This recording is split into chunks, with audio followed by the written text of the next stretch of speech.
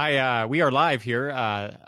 This is Eric from the Longbox Review podcast, and I have joining me yet again to talk about breaking late news in the comic book world is my good friend Travis. Hey, Travis. Hey.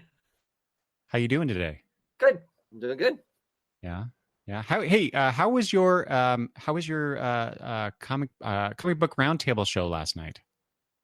It was good. We talked for a long time about books that I didn't think we were going to talk a long time about. It's always interesting when that happens, when the conversation goes somewhere that you don't necessarily expect it to. And that's why I like doing conversations with actually other people, because then that happens. Whereas if it's just me talking, I have it planned and I don't typically get off track too far and whatnot. And makes for longer shows, but I'm okay with that. So yeah. Well, and speaking of longer shows, I don't know how long this one will be, but if our last news episode, which was, oh gosh, what episode was that? 132 in my podcast feed. So just so everyone knows, this is Travis and I are talking live on Sunday, April 8th, 2018. But I primarily do a podcast at longboxreview.com where people can find it.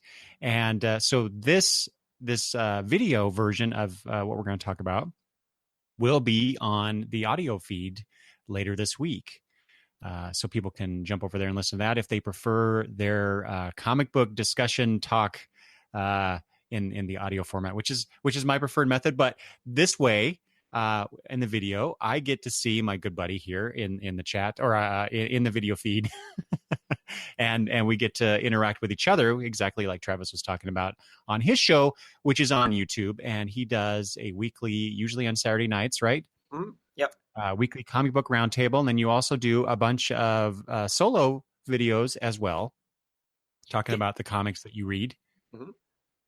So people should go check out Travis's channel if they have not already. And Travis, when are you going to convert over to an audio feed for your channel? Because that seems to be the big thing right now. We have a couple other YouTube friends that have recently started an audio only podcast. That sounds like work, though. See, I don't know. I don't know.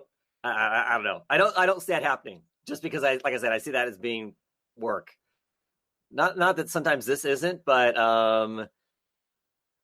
this is where I started, so this is where I am. What do you mean? What do you mean this is work? Exactly. You turn us off, we're done. There's nothing else we have to do. Well, that's very true. Right? Whereas now you're gonna have to convert it to whatever, and it's easy. It's easy, my friend. It's very easy. Do you want me to go hunt down the tweets of you moaning and groaning about the hours worth of having to edit this stuff? I know, right? I'm trying to get better about that. Yeah. And because I mentioned, I just wanted to include a shout out to our friends Matt and Damien, who started the Never Stay Dead podcast, which I have been loving. I think they've only released 2 episodes so far. Yeah.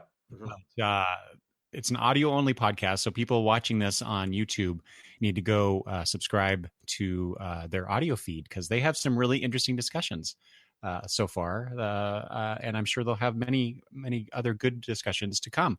And then Matt also is working with another person whose name I've forgotten, but this is the Untold Talks of Spider-Man, and I know Matt is a huge Spider-Man fan, and so it makes sense that he's doing this podcast there. So but yeah, people should go check out those new shows of our friends there, and tell them that Longbox Review and Oddfellows Thoughts sent you. Okay, but they'll say who? Yeah. Yeah, exactly. Who are these guys? But we are here to talk about stuff. Our monthly now, Travis. This is the second time we've done this in a row, and as my boss says, 2 times is a trend. So we're trending. Awesome. Yeah. But we we are here to talk about some comic book news. I have a long list of things that I threw in Travis's face 5 minutes before we press the record button, which is usually the case. I try to surprise Travis as much as possible with the things that I'm going to talk about. And so I guess we will just run down the list. We'll talk about these things, and mostly I do this not to inform anybody. Really, mostly I do it to get to find out what Travis is going to say about these things. So these are roughly in order, so to speak, and we'll just run down these things. And Travis, if there's anything else that is not currently on the list that you want to throw in there, please do so. Sure. We also have a live chat situation going on here. So if people are currently watching this broadcast as we are broadcasting live, they can throw their questions and comments in the chat box, and I will do my best to address those. And otherwise, shall we get started, Travis? Yep, I'm ready. Excellent. So the very first thing I had on my list, since the last time that we talked about a month ago, was there's a new Plastic Man miniseries by Gail Simone and what's the Adirana Mello? Boy, I hope I typed that correctly. Anyway, this is the reason I bring this up. There's two things. One is because Plastic Man is currently in the Terrifics series, which I will have an episode out about issue number 1 shortly after this one goes into the feed. But what I found interesting was that this is not connected to the Terrifics series. And of course, the fact that it's written by Gail Simone. So I don't know. What do you think about? Well, first of all, Travis, where does Plastic Man fit in your love of comics? Is he like a favorite character of yours? Is he like me, not so much a favorite? I don't dislike Plastic Man. He's amusing, but does he add actual value to the real DC universe? I'm air quoting.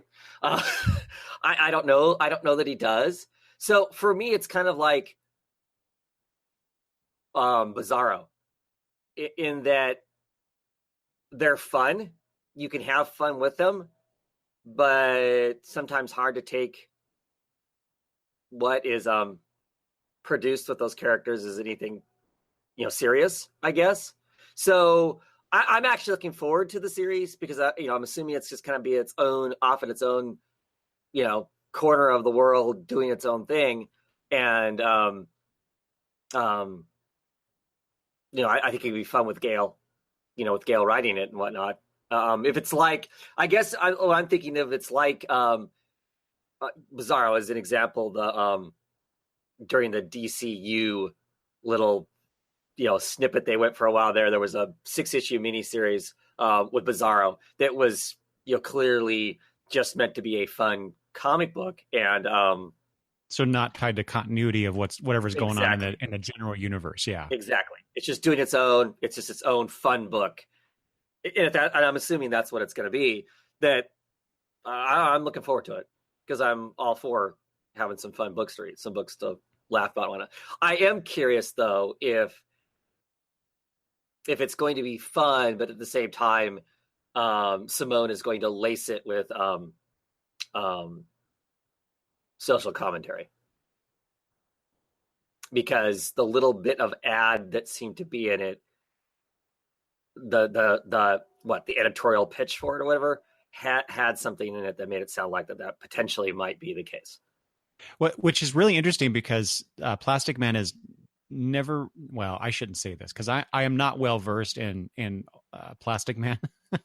Really, what I know of the character comes from the cartoons. I love him in the cartoons, though. Oh, what? No, no. Especially when they did what was it, Plastic Man and Son cartoon, that later series. Yeah. Okay. Yeah. See, that's the prime example of never bring in kid characters. So Plastic Man's son, I'm thinking of Scrappy Doo, cousin Oliver, That's a shout out to George and Tony, George from the George and Tony Entertainment Show. um, things like that. It's just like kids seem to ruin everything. They do. I say this, and I'm a proud father of and grandfather of some lovely, lovely children. So I do love you guys, by the way. Anyway, so yeah, it's really interesting that they're doing that, because, like I said, the whole point of where I was going with this before I got off on that tangent is I never thought of Plastic Man as an avenue for social commentary. Unlike, like, say, Superman, especially in the Golden Age, when he was a champion of the downtrodden and the oppressed, and things like that. And so maybe Plastic Man has that in his history. I don't know. What do you have a better understanding of that, or? No, I mean, and quite frankly, it seems to me I can recall Plastic Man being a little bit on the skeezy side as far as hitting on the ladies and that sort of stuff. But comedy is a good way to have that's true social commentary, and Gale certainly has a history of using comedy to kind of poke at that stuff. Yeah. I think so. I think that I think the potential is easily there to do that. So yeah. All you have to do is look at Gail Simone's Secret Six run to know how well she blends comedic moments with social commentary, and very effectively. That's one of those series that I owe to Travis in terms of letting me know it was such a great series, and as soon as I started reading it as well, I quickly realized that it was one of the best series, I think, probably of the last 20 years, maybe. I've been throwing that phrase around a lot. I just the other day I tweeted out how the Mighty Thor, or the Jason Aaron run on Thor, through the various books that he's written the characters in, has been one of the best Marvel stories of the last 20 years. So, and we have watching here and in the chat, we have our friend Damien that we were talking about earlier, and he mentions that the present day Plastic Man is always overshadowed by his Golden Age run with the amazingly creative wackiness of Jack Cole. And see, that's I'm just woefully inadequate in terms of that old stuff. I know it's revered by a lot of people, especially when referring to Jack Cole's work on it. I just haven't read it because Plastic Man is not a character that I care for. And I think, Travis, and I'm spending way too much time talking about Plastic Man for a character I don't particularly like, but I think it's because of that stupid cartoon. That cartoon ruined that character for me, perhaps. Yeah. Mm.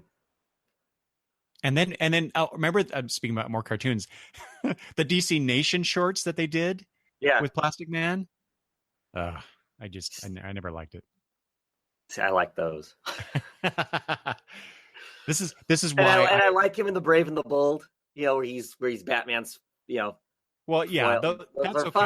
Fun. Those were fun. I'll agree with that. Yeah, but this is why I like to have Travis on, because he and I have sometimes polar opposite views of things, but we still manage to remain friends after, oh my God, Travis, 30 something years.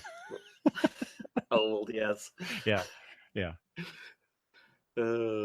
Damien also adds that Cole was nearly in a league with Will Eisner, in his opinion. Obviously, I need to read more of Jack Cole's work. Yeah, so there you go. That's what I was thinking too. Maybe I'll have to go find one of those Plastic Man. What are those old archive editions or something? I remember. I remember DC having those hardbound. Those nicely bound hardcover editions of their certain runs of comics. Do you remember the name of those, Travis? I don't. I actually own a few, but I have them right on hand. See, they're like 10 feet away, and I can't. With my glasses, I can't see what they are. I have a few too, but not Plastic Man. Anyway, enough Plastic Man. That's a new mini. It is curious though that suddenly Plastic Man is showing up in two places at the same time. So somebody somewhere at Ed Trail must like Plastic Man. Exactly. Or, maybe there's something else coming up, maybe in some other media involving Plastic Man, and they're trying to, I don't know, gear up for it, or I don't know what. Live action Plastic Man. Huh? Oh my God. The special effects budget on that would be horrendous, I would think, given what they show of Plastic Man in the comics. Mm-hmm. Yeah. Yeah. Anyway, last thing on Plastic Man before we move on, I do talk a lot about some of this stuff that I brought up here with Travis in my Terrifics #1 talk that I'll have in the feed later. So plug, I guess. Anyway, from one new miniseries to a new series, I just wanted to mention because here's a character I actually do really like in the DC universe, and that's Hawkman. And so they're bringing back Hawkman in a comic written by Robert Venditti and artist Brian Hitch.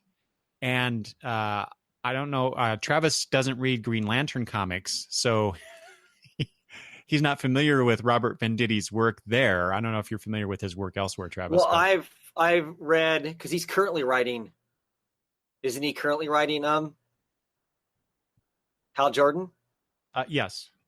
So I've read the first, I don't know, 15 really? issues or so of. This is news to me. Yeah, because when the whole Rebirth stuff came, I got everything to start out with. So I did read it. I did read it for a while. I hate Hal Jordan, so right. Exactly. I'm just gonna inform the viewers and listeners here that Travis is not the biggest fan of Hal Jordan's Green Lantern. I know you like Green Lantern, the concept, right? Yeah, and I like Stewart. So I read the book for a while because Stewart was part of that. So right. Yeah. So yeah, but Brian Hitch, that's a pretty big name, in terms of artists that could work on comics. So I actually am looking forward to this. Two talents that I happen to like quite a bit on a character that I like a lot. So do you like where Hawkman is kind of like right now? How they've used him in like miniseries, The Hawkman is Dead. Did you read that? I didn't. I did not. Okay. Did you read that? Yes. Not good. I take it from your reaction. Yeah, I didn't think it added any value to anything and whatnot. And that's kind of why very one-dimensional character, and yeah. Well, so, the whole New 52 version of Hawkman was very disappointing. Yeah, well, that's what I was asking. Are they going to take him back to maybe what he was before? I'm guessing I bet it's more akin to what Jeff Johns did with the character in the JSA and the titular comic itself, that run. I'm hoping anyway. And I know you did not read Dark Knight's Metal, right? No, I didn't read any of that. That was my other question. Is it gonna be the whatever that was spinning out of that? Seems how. Yeah, I think the character did play a pivotal role, so to speak. Not quite, but he had a role in the series, and I'm sure that this new series will be spinning out of that. Just much like the New Age of Heroes books that spun out of the Dark Knight's Metal event. So to speak. I don't really think of it as an event. But technically it is. It just does. I don't know. It just didn't have the same feel as other event books that we've had in the past. But well, it's starting to have the effect because the Dark Metal stuff is leaking over into the rest of the DC That's universe. True. Yeah. Mm-hmm. Sure. All right. I'm not getting it. You're not gonna get the new Hawkman? No, because I haven't enjoyed Hawkman for what? Now, how many years? Yeah. Did you read the Jeff Johns book? Bits and pieces of it. Yeah. And that was fine. I don't dislike the character, but I haven't liked the character portrayal and some of the stuff they've done with him for quite some time. So what is your? I guess I would need to read something in advance of it to give me an indication that they're doing something different with him than what's been done in the last 10 years or whatever since New 52. I need something that tells me they're doing something different. Otherwise, he's a meathead, and I don't. I don't enjoy most Yeah. meathead comics. I don't. Yeah, I obviously hope that they'll go back to an earlier portrayal of the character, and then take him forward in some other way that hopefully they haven't explored yet. Right. But so I'm hopeful, and like I said, Venditti's done an awesome job on Green Lantern and other books that I've read where that he's written, and Hitch, I like his work well enough. It's very cinematic and superhero-y. So, I imagine it'll be a good looking book. So I'm looking forward to it. And Damien adds, "Ooh, this is interesting, Travis. I want Hawkman as a Young Animals book, not a New Age of Heroes type thing." Young Animals Hawkman. I don't know. What does that mean exactly? What do you think that means? Young Animals type. To me, it means they're really going to take it off in a different direction and not be 4-color superhero, but they're going to explore, some oddity about it. It's how I see it, because that's how I see most of the Young Animal books being. I mean, even the one that's the closest to being a superhero book, which is Mother Panic. That's the closest one to being your standard superhero book, and even it kind of puts itself off in a corner, being kind of an oddity of sorts. And the other books, definitely do so. Yeah. Okay. For me, it seems to be the equivalent of taking, in some cases, taking some standard DC property and making it old Vertigo without putting it back in the Vertigo line, because of course they took all that stuff out of the Vertigo line. That's what Young Animals is. It's funny you say that, because Damien added a Vertigo-ish literary take on a for me, I'd read the entire DC universe addressed that way. Oh my! To be quite honest, Travis, you are the next imprint visionary. That's it. I would buy everything like that. Same here. Yes. So, oh my God, we should. That is not what Hawkman will be. No, I will bet. I will bet money. I will bet real money on that. We need to have a discussion later and drop a pitch. Okay. Yeah, they'll go for that. Okay. Next up, continuing the new theme of the news so far, there was an announcement of a New Gods DC New Gods movie. Can you dig it, baby? Yes, I can. But wow, that I would never have imagined that DC would entertain doing a New Gods movie with a director. Right. Right. But although, they attach directors to these things all the time, and then 4 months later, the director's off for creative differences all the time. Right. So. Well, I think it's just curious that they named the lady who did, oh God, gonna have one of those mornings where I can't, Wrinkle in Time, that just directed Wrinkle in Time. Yeah. Yeah. That is very interesting. So I'm going to watch it. There's no doubt about it. I mean, I don't, for me, it doesn't matter what kind of train wreck it is. I'll be there opening weekend probably. Well, yeah, I just have a hard time grasping what is a New God movie gonna look like. I mean, because look is important. I mean, and then what's the story gonna be?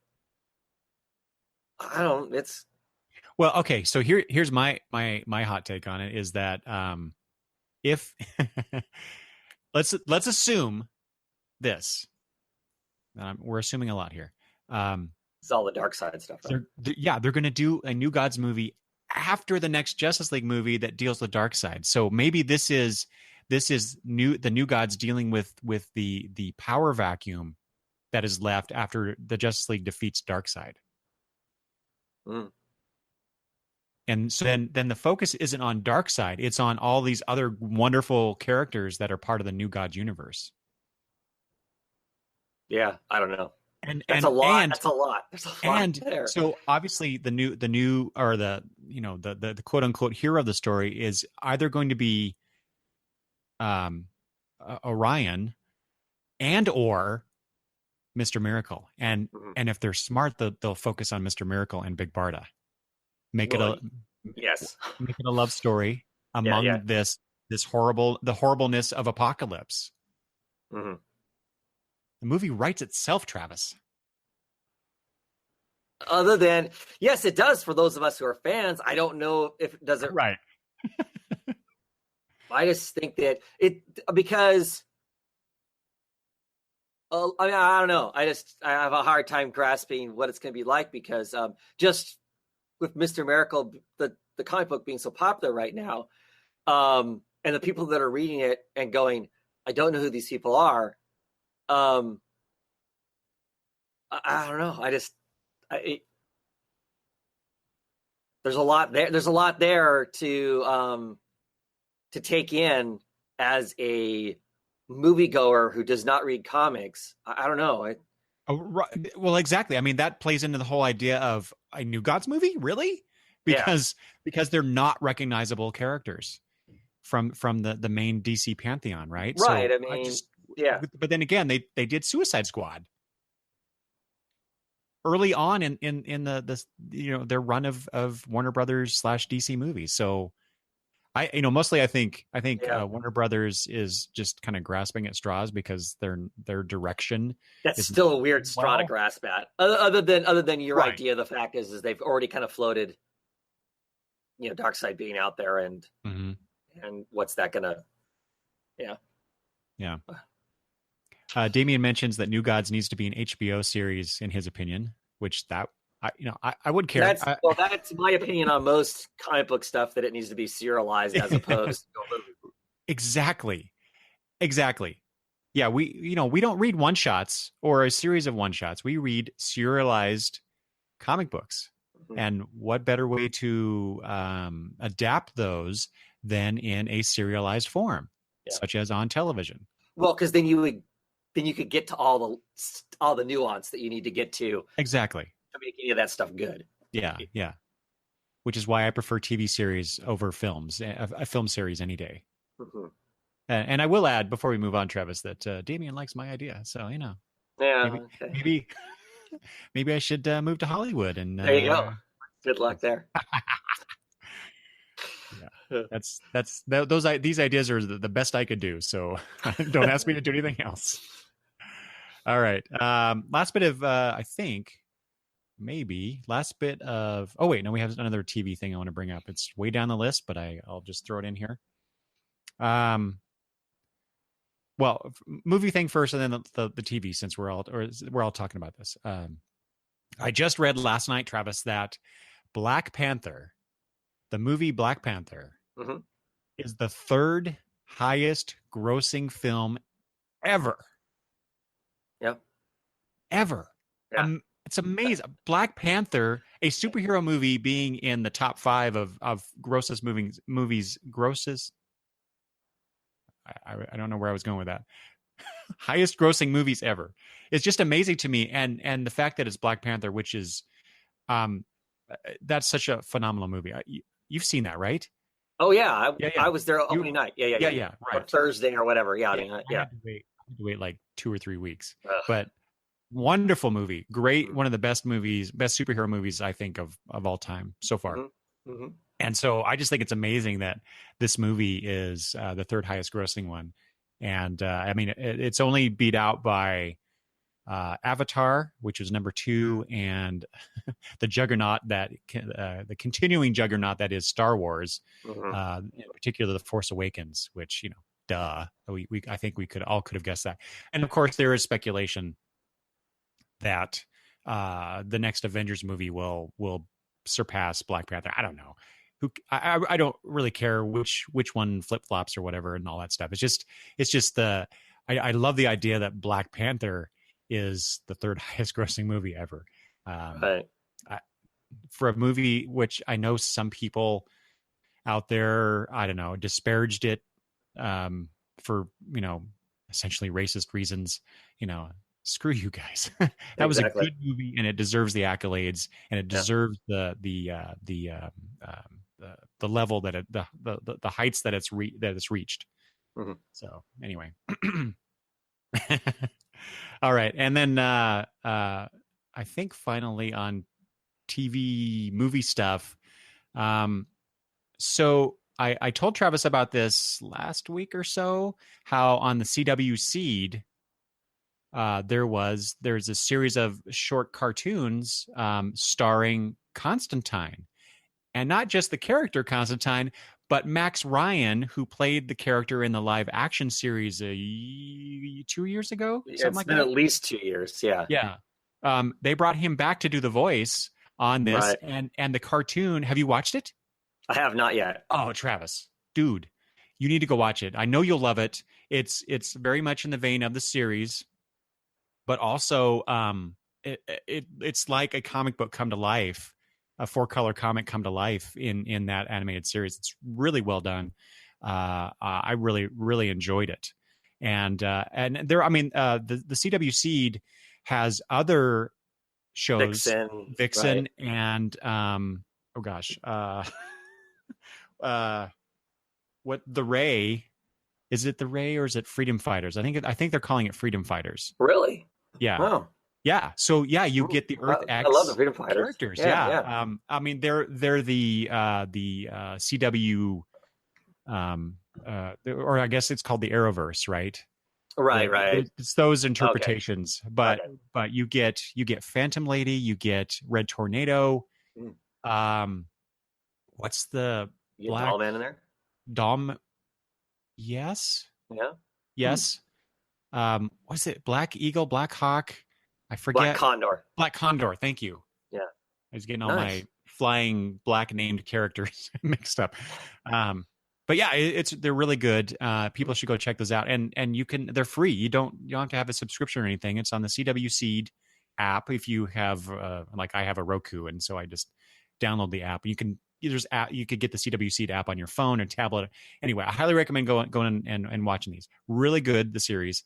And then on top of that, more Constantine news is that Max Ryan's coming back as the live action character on the new season of Legends of Tomorrow. Right, he's a regular cast member. I mean, because he's been on, but he's going to be a regular cast member. Yeah, right. But he's joining and of course it's renewed for a new season, which apparently that was not a no-brainer idea, I guess.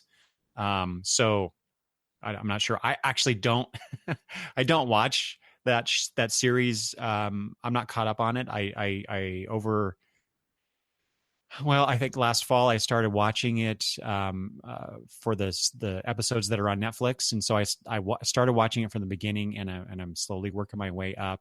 And I enjoy the show. I'm not, as Travis knows, I'm not a huge fan of the Arrowverse shows, right? So I don't keep up on them as much as I should. Which it kills me to say these things, Travis, because when we were kids, and I'm sure I've talked about this before. But when we were kids, we always wanted to see these comic books come to life in some fashion. And now there's one on every week. Yeah. Almost every night. Yeah. Yeah.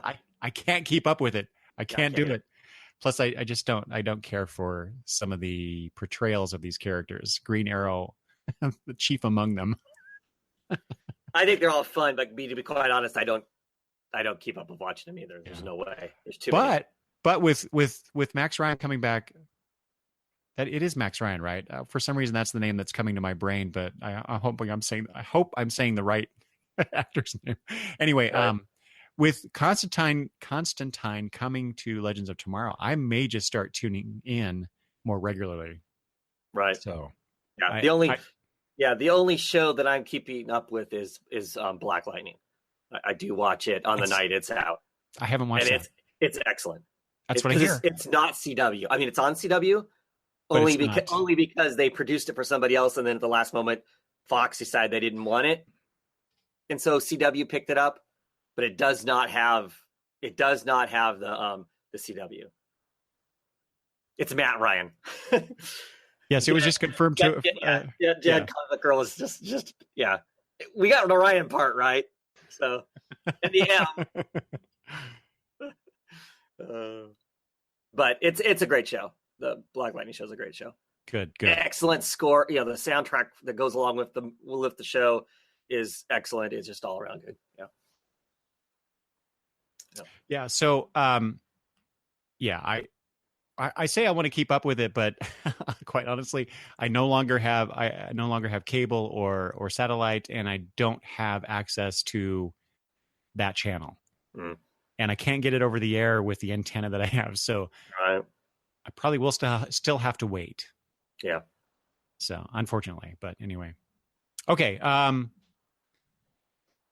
Let's move on. So since the last time that you and I talked, Travis, there have been two major cons Right. that have some news, not a lot of news coming out of these cons. The first one was WonderCon that happened a couple weeks ago. 2 weeks ago. Mm-hmm. Yeah. And so the big news coming out of that for me, because I actually watched the DC panel coverage. I've got dogs coming into the room when I thought I had shut the door. So we're trying to get the dogs out of here in case they bark. So anyway, just grab them. Go ahead and grab them and take them, please. Thank you. Thanks, Madison.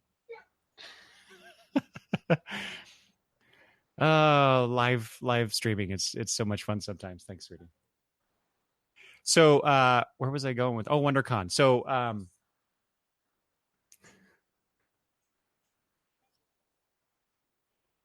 yes, thank you. All right, now we get back to the show. I'm leaving it in, Travis. I'm leaving it in. Okay. I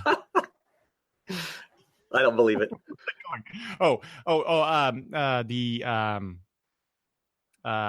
WonderCon. I watched the DC panel on for WonderCon because Sci-Fi Wire was broadcasting those things live. Mm-hmm. Much of those things actually were like media guests, the actors and whatnot. Right. But they also did a few of the comics panels, and the DC one was one of them. They're also doing Sci-Fi Wire. I just stupid me, I forgot to check before, but they are also broadcasting stuff from C2E2. Mm-hmm. And so I watched a little bit of that last night before I went to bed. But anyway, which I think is really cool that someone's picked up that ball and is providing that content for free, even if it's not all the stuff that maybe we are interested in. But it's not always comic. Right, exactly. Yeah. But the DC panel was one of those from WonderCon.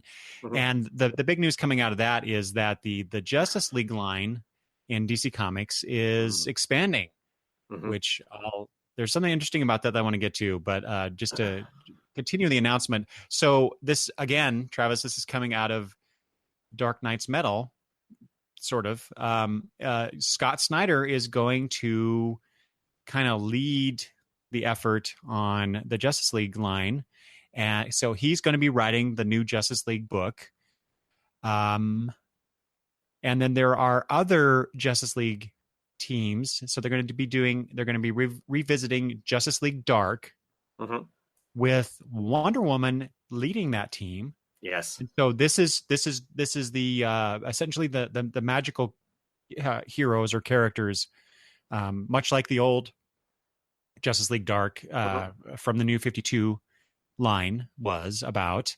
And then they're also doing a Justice League Odyssey, which is the Justice League in space characters, which features Darkseid as a cast member, or a cast member, a character in the lineup. Yeah, and my understanding is they're flying around in a hollowed out Brainiac head with flames painted on it. Because Lobo is part of this, right? If I remember correctly, that sounds like a Lobo thing. I don't know, but it's got Cyborg and Starfire and Darkseid. I don't remember who else is in it, so I'll be checking it out. Yeah. Well, so what do you think in general of this whole? Well, okay, let back up for a second, because Snyder's Justice League is essentially the Justice League and Justice League Unlimited characters, the cartoon series. And for people watching the video, you can see in the background here, I've got my my screen up, and you can see the old Justice League universe, or not universe, just the Justice League characters in the background there. So I'm a big fan of that. That's I think one of the best, not only cartoon series, but best superhero depictions of these characters I've ever seen. And so he's getting that team back together, essentially, with Jon Stewart coming back as Green Lantern. There is she Hawk Girl or Hawk Woman in this incarnation? I don't know. I think it's Hawkwoman. Yeah. And then some of the Martian Manhunter, John Jones, yeah, which is great because John Jones has been a character that's been missing far too long in the DC universe since New 52 launched. I know he was around in one of the Justice League books, or not Justice League books. What was that book, Travis? It was one of the Jim Lee stuff. No, it was universe stuff. No, he was in I'm blanking on it. Forever Evil is the last actual Justice League book he was in, was the Forever Evil, that whole right during that time. And then he had his own Stormwatch. I'm thinking of Stormwatch. Oh, right. Okay, you're right. Yeah, he was in Stormwatch briefly, and then just a while ago, Williamson wrote a I think it's Williamson. The person who's writing Suicide Squad right now wrote that 8 or 12 issue run of Martian Manhunter. That's a couple of years old. The miniseries, yeah. That was really good. Yeah. Yeah. And so after that, I was hoping that we'd see John Jones in more stuff, and we really didn't. Right. He would show up in quick panels here and there, but nothing really substantial. And so I'm really glad because he's one of my favorite characters in the DC universe. I like the makeup. I'm excited for the makeup of the team. To me, it's a great cast of characters. I think it's interesting. They're putting the Hall of Justice back in the DC universe. Here's my thing though, and Scott Snyder is great. But and this is where social media is a problem for me, in that he has this sales pitch. Just the one problem you have with social media. Yeah, just the one, right? He has this sales pitch that he does, and it's the same sales pitch for whatever the next thing he's doing. It's the next greatest, most epic thing that's ever been, produced ever. And I'm at the point now where that sales pitch actually puts me off of the books. It's like, just talk about the book. Don't need this other thing. I mean, great if you're genuinely excited about it, but because you're given the same sales pitch you do for everything, it doesn't seem genuine to me anymore. So I have concerns that it is going to be the Batman and the other characters, book is that it's going to be. That it's going to be Batman and his super friends is what the Justice League book's going to be. I have concerns about that. That Snyder cannot let go of Batman. He can't walk away and just actually do something else that's not Batman. Right. And I don't want to see the Justice League through Batman's eyes. Mm-hmm. I don't have an interest in that. And don't get me wrong, I love Batman, but I don't need to see that. I don't want to see that. I'll be curious to see how he does a team book, because a team book is a completely different kind of a beast than a single character book is. And I think it's going to be unfortunate if the book ends up being the Justice League through Batman's eyes. Yeah, I just think that's whether he's the boss of the Justice League or not. The book shouldn't be told through his eyes, I don't think. There shouldn't be a Batman book guest starring Superman, Wonder Woman, and the rest. Right. Yeah. Right. And I have the same misgivings that you do, Travis, especially because where Snyder has written the Justice League characters in the Batman books, I don't always care for his interpretation of the characters. Right. So yeah, so that'd be interesting. So I'm going to get it. Don't get me wrong. I mean, I'm always prone to pick up Justice League books, but I'm not head over heels over that one. I'm more excited about the Justice League Dark one, because it's all the Magic characters, and I knew you would be huge fan of the DC Magic characters, but I'm not always the biggest fan of Tiny and the Fourth's writing. Yeah. So, Wonder Woman leading it, I'm excited about that too. That'll be really curious. I'm happy they put her in with that group of people and whatnot. I'm a bit bummed out that they put Constantine in it. I just do not think that he jives well ever with the costume heroes. To me, it's bothersome. I know that means they're immediately going to, make the whole Zatanna and Constantine relationship thing. I don't like that either. I don't like them as a couple or having been a couple. To me, that bogs down a story that I don't want to see. I'm not interested in that part of it. But otherwise, super excited. I think Detective Chimp's in it. I'm looking forward to seeing Dr. Colt and all those other people. Them throw all those other people in there and whatnot. So, yeah. Just to catch up on some of the comments we have here, right. Travis. See, Damien says, "Wait, are they reforming Darkseid?"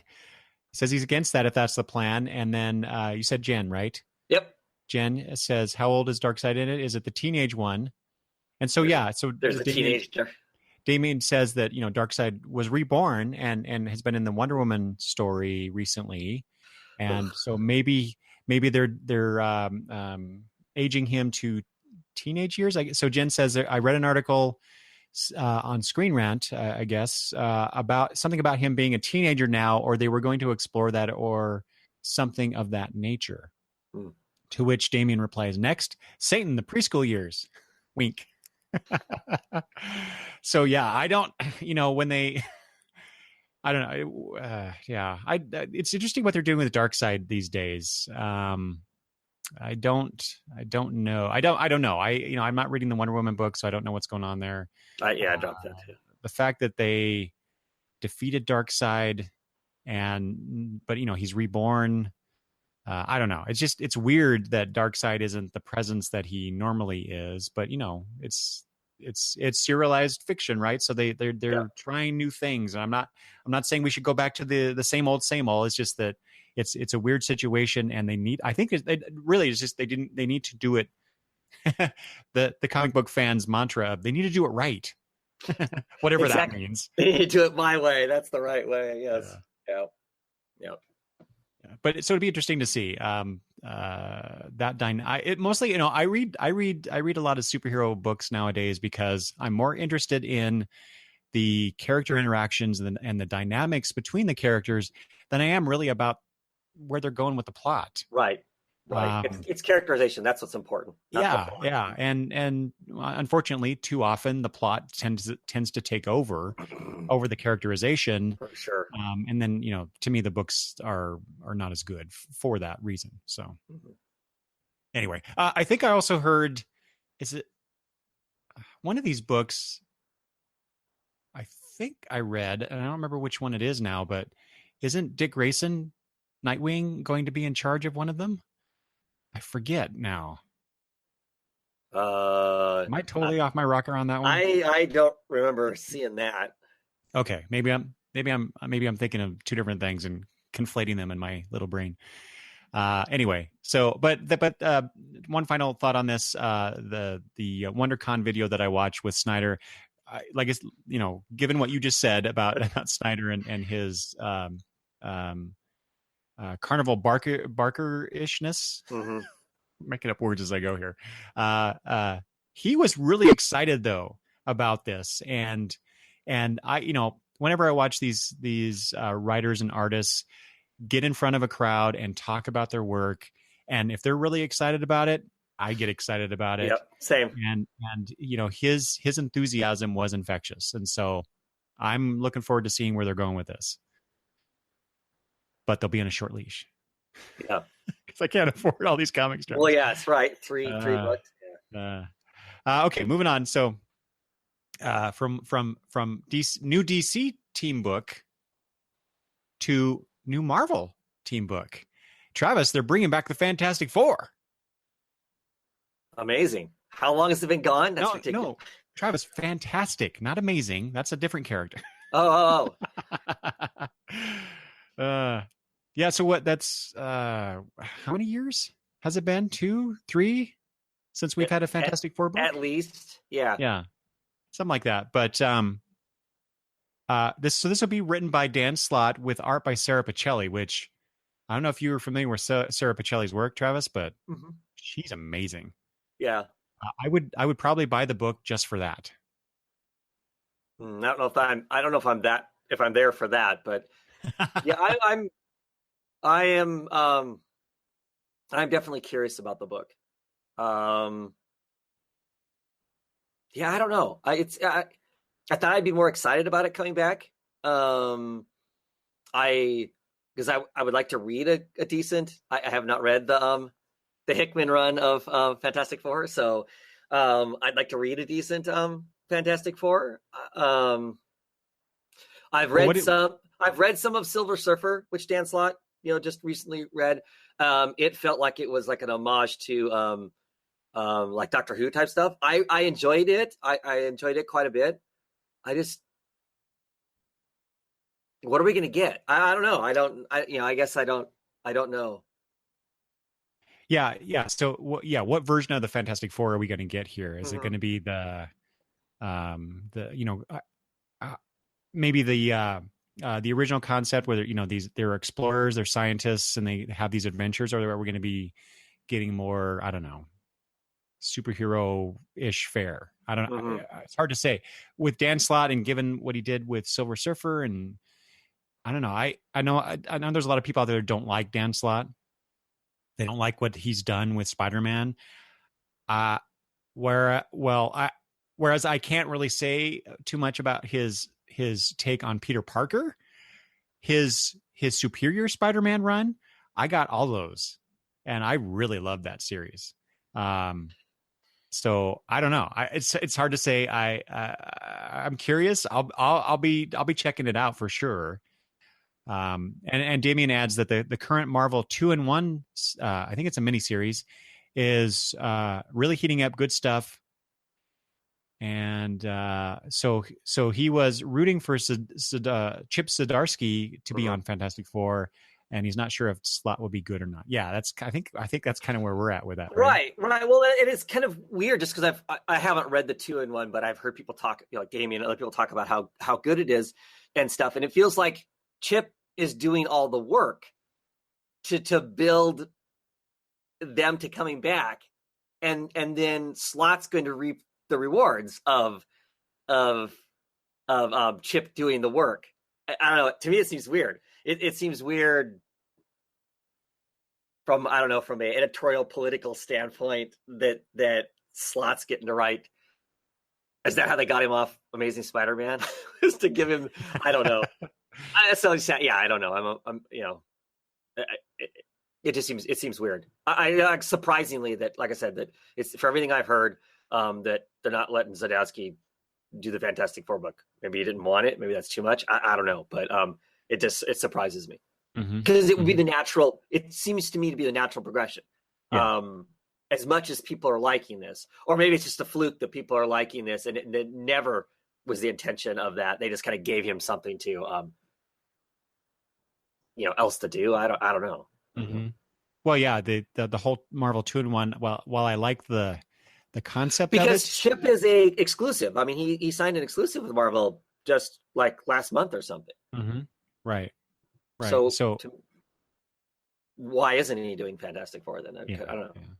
But the whole idea of the 2-in-1, which I'm not reading. I was kind of waiting to see, because I haven't made up my mind about Chip as far as his writing chops. Yeah, right. And although I've heard that, what's he on? Spectacular Spider-Man? Mm-hmm. I've heard that's really good. I hear that Marvel 2-in-1 is really good. Yeah. So I was gonna pick up the 2-in-1 in trade when it came out, and then I guess kind of make up my mind about his work. But so if Damien's saying that it's or you said, I don't remember what which one who made the connection, but making having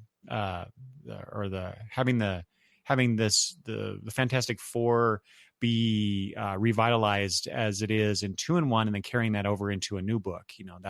That's really cool. I like that synergy that these the corporate comics companies have, where one set of creators builds up this enthusiasm, and then another set comes on and tries to do the same thing, and it just continues and continues. And that's why I read superhero comics, is I like that. I like these different interpretations. I like to experience these new visions. Not all of them, of course, land with me, and that's okay. Right. We don't, it doesn't have to be the same stuff. I don't have to react the same way, and it's fine that I step away from a book and I come back to it. That's the nature of comics, at least for me right now. Yeah.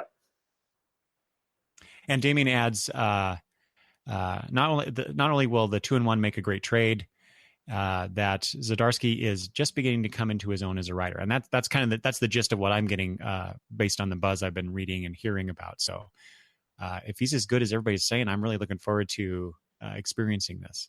Mm-hmm.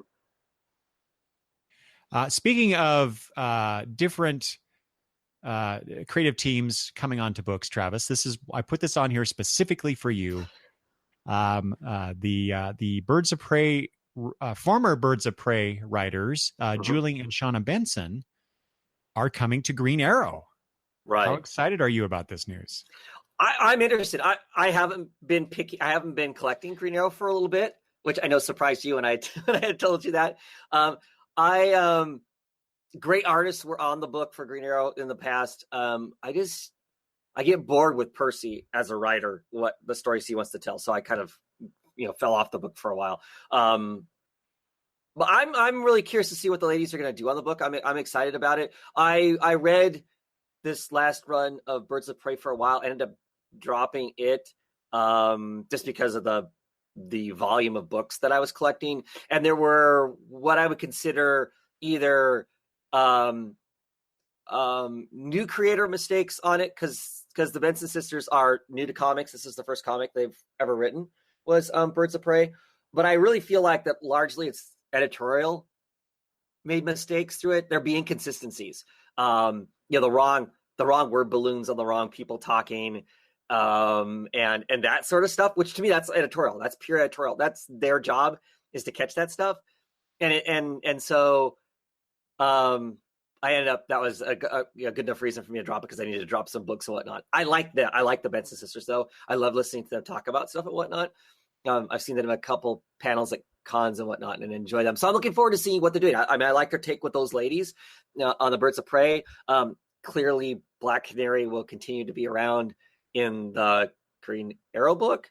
So I'm just really curious to see what they do with with Ollie. And lately in the Green Arrow book, he is unapologetically a social justice warrior. I mean, he just wears that as a huge badge. And in the current climate, that tickles me pink anyway. And so I hope they continue. I hope they continue to do that. And I'm really curious to see what they're going to do. Unfortunately, they knew they were doing it when I talked to them at Emerald City Comic Con, but they were told they could not talk about what the new book was that they were coming to do. Because I would have liked to have asked, questions, because I had plenty of opportunity just to stand with them at their table and shoot the breeze. So, wait. So you talked to the Benson sisters? Yeah. Like a lot. I mean, unless you're like a star writer, you go to the cons, right? And if the writers are in Artist Alley, their tables tend to be a lot more quiet than like the artists. Yeah. So yeah, they're just sitting around, they're sitting next to Doc Shanner and Mitch Geralds. And so, yeah, you can just sit there and, I stopped by and talked to them a couple times. Okay. Trying to get out of them what the new thing they were on. And I wondered, because we knew that they were doing the Green Arrow annual. And so I wondered if they were going to be going forward. Look at you, Mr. Batman. Yes, but they kept telling me that Dan DiDio told them that they could not say anything until WonderCon. So, wow, I'm you bastard. I'm so jealous of you right now. I've listened to several podcasts, mostly on comic. I think it's just exclusively in Comic Geek Speak, where they've interviewed the Benson sisters, and they are just delightful. Yeah. They're sisters, and so they have this interesting dynamic between them and their witty repartee, and I really like them, and so I'm really jealous that you got to talk to them. Yeah. No, they're so like I said, I'm excited to see what they're doing. I think they're only going to get better. Like I said, I had some criticism of the Birds of Prey, and I kind of felt bad about it, because I was grumbling about, because I don't do the douchebaggy tag creators in my Twitter when I'm making a comment. I was just commenting the fact that, oh, hey, look, there's another every issue of Birds of Prey for the first, I don't know, 5 or 6 issues. There was always something that was like out of continuity, or the wrong people were talking, or a person would be one place and then the next panel they'd be like physically someplace else, and you're like, how can that possibly be, kind of a thing. And so I was commenting on it, and they're like, I just kind of offhandedly comment, oh, this is wrong or whatever, and suddenly I get these messages from them.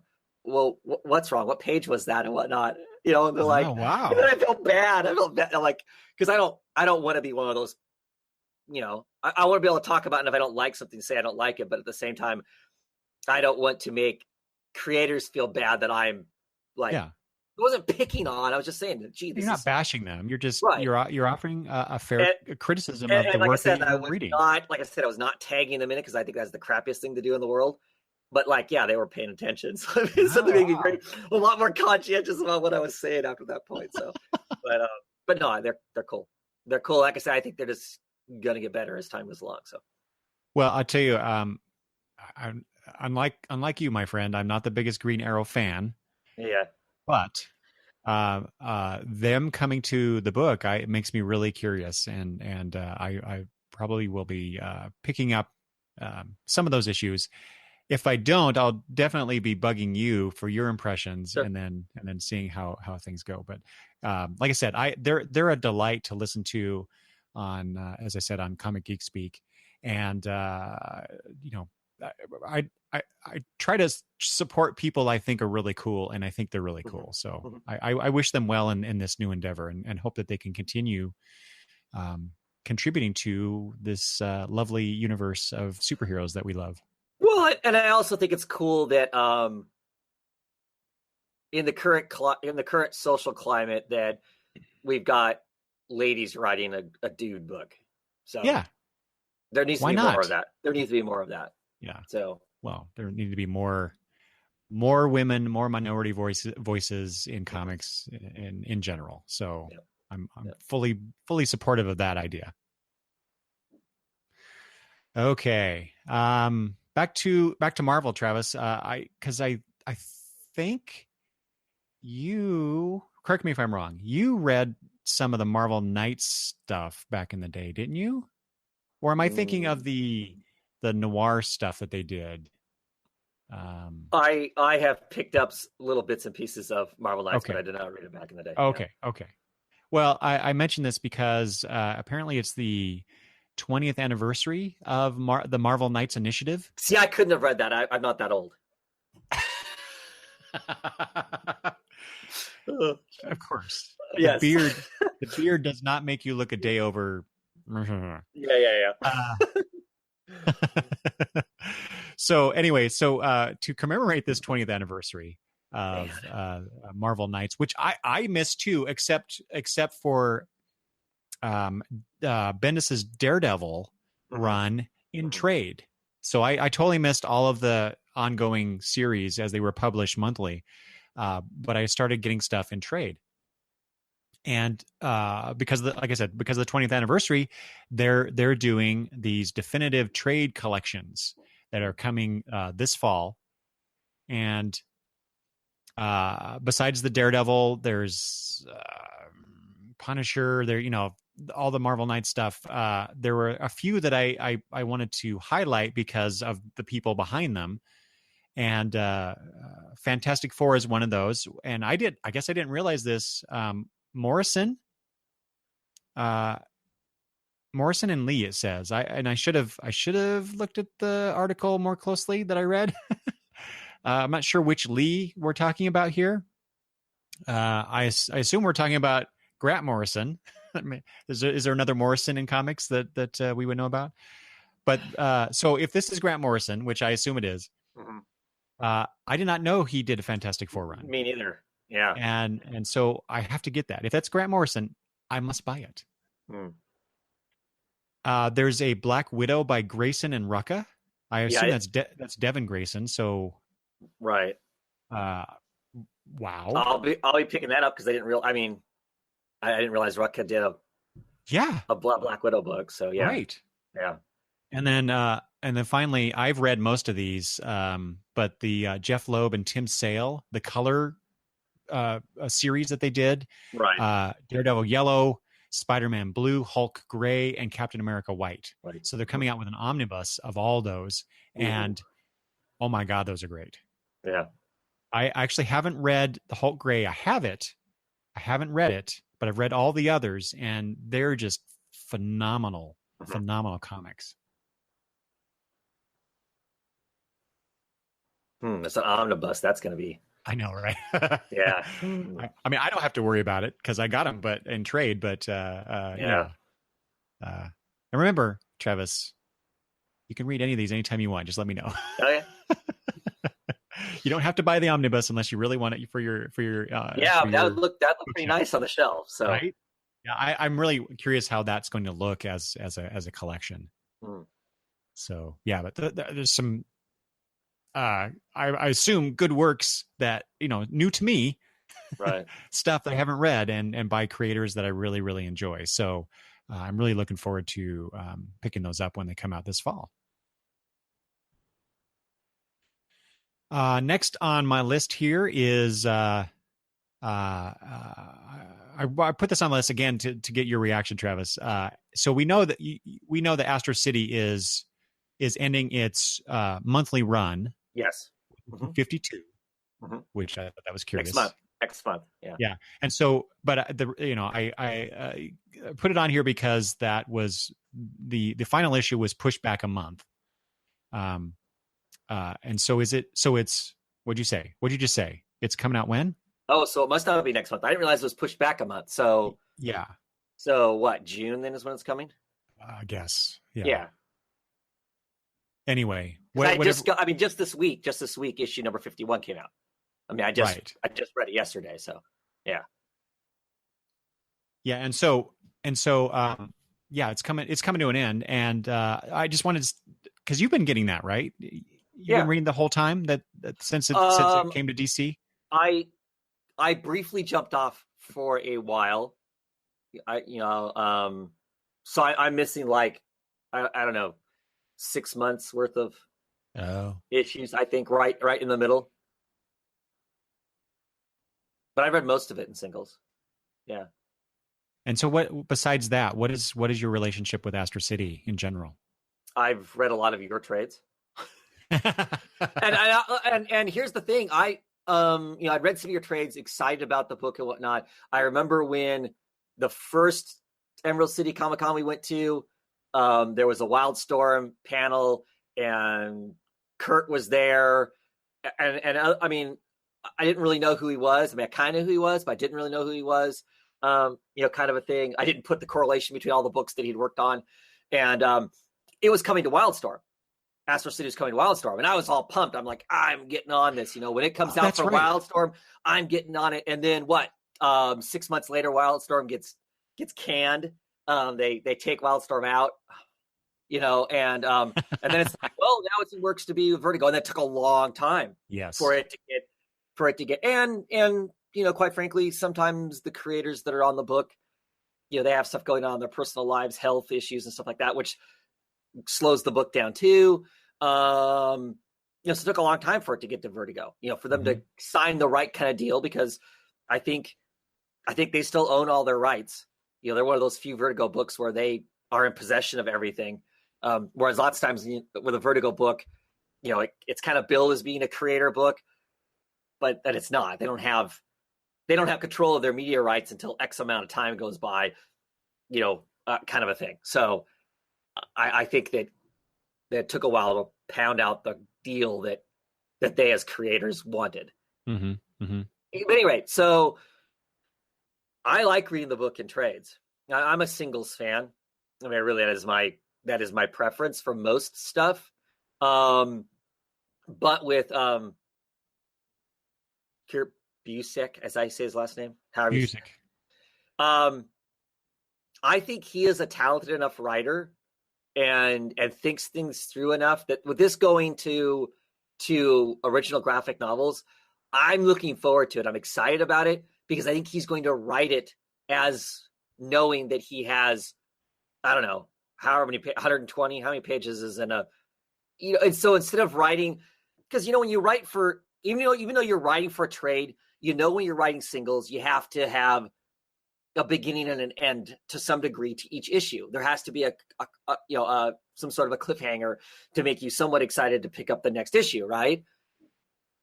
And so when you read a trade, it has this up and down, up and down, up and down, up and down. And I feel like that when he goes to write original graphic novel, he's going to take that whole space to tell whatever story, whatever he wants to tell. So it's going to read differently. I think it's going to read more like a novel as opposed to a 20-page hit, a 20-page hit, a 20-page hit. And I'm excited about that. Yeah. Maybe I'm deluding myself. Maybe that's not how he'll write it, but I just feel like that he's conscious of that kind of stuff enough that he's good. That's how it's going to be. And I'm excited for that. I'm excited to read something that's taking a long haul. I mean, that is something about some manga, what little bit that I've read that I've enjoyed, is that you could clearly tell that they understood that they had 300 pages to tell something in, as opposed to I'm telling it in 20-page or 22-page increments. It's a different read. Yeah, the pacing's different. The plotting's different. Yeah, everything is a little bit different. Yeah. I mean, I will miss getting these little, what feels like Astro City hits every month. Astro City hits, because lots of times a lot of his stories work really well as that single issue, just a little brief window into the city that's Astro City, and the people and the heroes and the villains and all the stuff that's there. That's going to be missed. That's going to be a bummer. So we're not going to get those little things, I don't think. But I'm excited for what the big story might be. Yeah. Mostly, I just wanted to see your reaction to the news that we're not going to get those monthly issues, and I'm very, very sad about that because that's been one of the strongest, most consistent storytelling superheroes tales that we've had coming out of any company. And the world of Astro City. If people haven't read Astro City, Kurt Busiek's and Anderson. Thank you, Brett Anderson, with beautiful Alex Ross covers. Astro City is just phenomenal. It's probably one of the best superhero titles out there ever. I put it up there with just about anything in terms of quality, consistency, and creativity. And it would be sorely missed in the small doses that we've been getting, but to see trades that we'll be getting, I think will take it to new and different heights of storytelling. And I cannot wait for that first trade, and I hope to God that they are successful enough that they will continue to do multiple trade stories of Astro City. So right. Do you think any of this? I mean, just to kind of look at the cynical side of it, right? They got picked up for a TV deal, right? Or movie or something. Yes, it's in development. So do you think that has some play in? Oh, let's lay off doing singles because this way we can. Because he's working on it. He's writing the pilot. Yeah, just in terms of his involvement because he's busy with this adaptation. Yeah, well, it just seems like, and like I said, this is the cynical comic book reader in me who loves comic books over other mediums. It just seems like when independent books get picked up for movies or television or whatever, something happens to the production of the comic that I love. Yeah. Whether we ever see the book or not, it just seems like there's quite a few, some of them, kudos to some of them, the creators, go on through and finish what they want to do. But then other books seem to suddenly get cut short, or they just quit, or I don't know. So part of me wonders how much of that was part of the decision. I mean, they say it's now we don't have to worry about our deadlines. We can just, create the books we want to create and the timeline that we want to create them in. That makes me worried that, it may be 3 years before we see the second, origin graphic novel. The first one, I think we're going to see relatively soonish, but after that, I think it's going to, God knows, Right. Exactly. Yeah. Yeah. So hopefully, we get a steady stream of Astro City trades. Yeah. Right. That's always the hope. Yeah. I don't know. All right. Okay, we have a few more things on my list here, Travis. If we still have time, we're not doing too bad. We've only been talking for a little less than an hour and a half so far. That's good for us. Which is good for us. Yeah. All right. Just real quick, Unbeatable Squirrel Girl artist Erica Henderson is leaving for some creator-owned work to be announced. Yep. Soon. I don't know. I did not check after I put that in there to see if that announcement has actually been announced. I don't read Unbeatable Squirrel Girl. I know a lot of people think it's a great comic, and the fact and just to clarify, the book's not ending. Just the artist is moving on, which that makes me think this is the cynic in me, Travis, that it's probably going to be canceled soon, perhaps, because I know the Erica Henderson's contributions to it is in large part why it's successful. Well, isn't the writer going too? I don't know that. Possibly, I did not see that. Remember. Well, it feels like when I sat on the panel for Marvel, I don't know. It seemed maybe not. I don't. Maybe I'm mixing up the artist with the writer as far as who was leaving and whatnot. I don't read the book either, but I hear wonderful things about it. Exactly. Yeah, the people who love it. So yeah, mm-hmm. And it's embraced by a market that a lot of other comic books don't get embraced by. So, as far as the youth and that sort of thing. So, yeah. So yeah, I whatever Miss Henderson is going to move on to, I wish. But that's a lot of issues. I mean, it's been around a long time. Yeah, it survived when a lot of other not similar books, but maybe thematically similar. I don't know. Other, I want to say niche books. I haven't. So right. So so I could see as an artist at some point you're gonna want to just go do something else. Yeah. So. Or, that's why you take breaks. That's the one. I'm just going to throw this in here. That's one of the things I like about a lot of the creator-owned books that I read, mostly through Image. I'm thinking of Saga. I'm thinking of Lazarus, where they plan breaks in so that the artist can have a break or recharge, however you want to put it. Right. And I, as a reader, we were just talking about how we like getting our Astro City fix month in and month out. I'm also fine with having these small breaks in between storylines or runs of the singles, so that we get more from this creative team in the long run.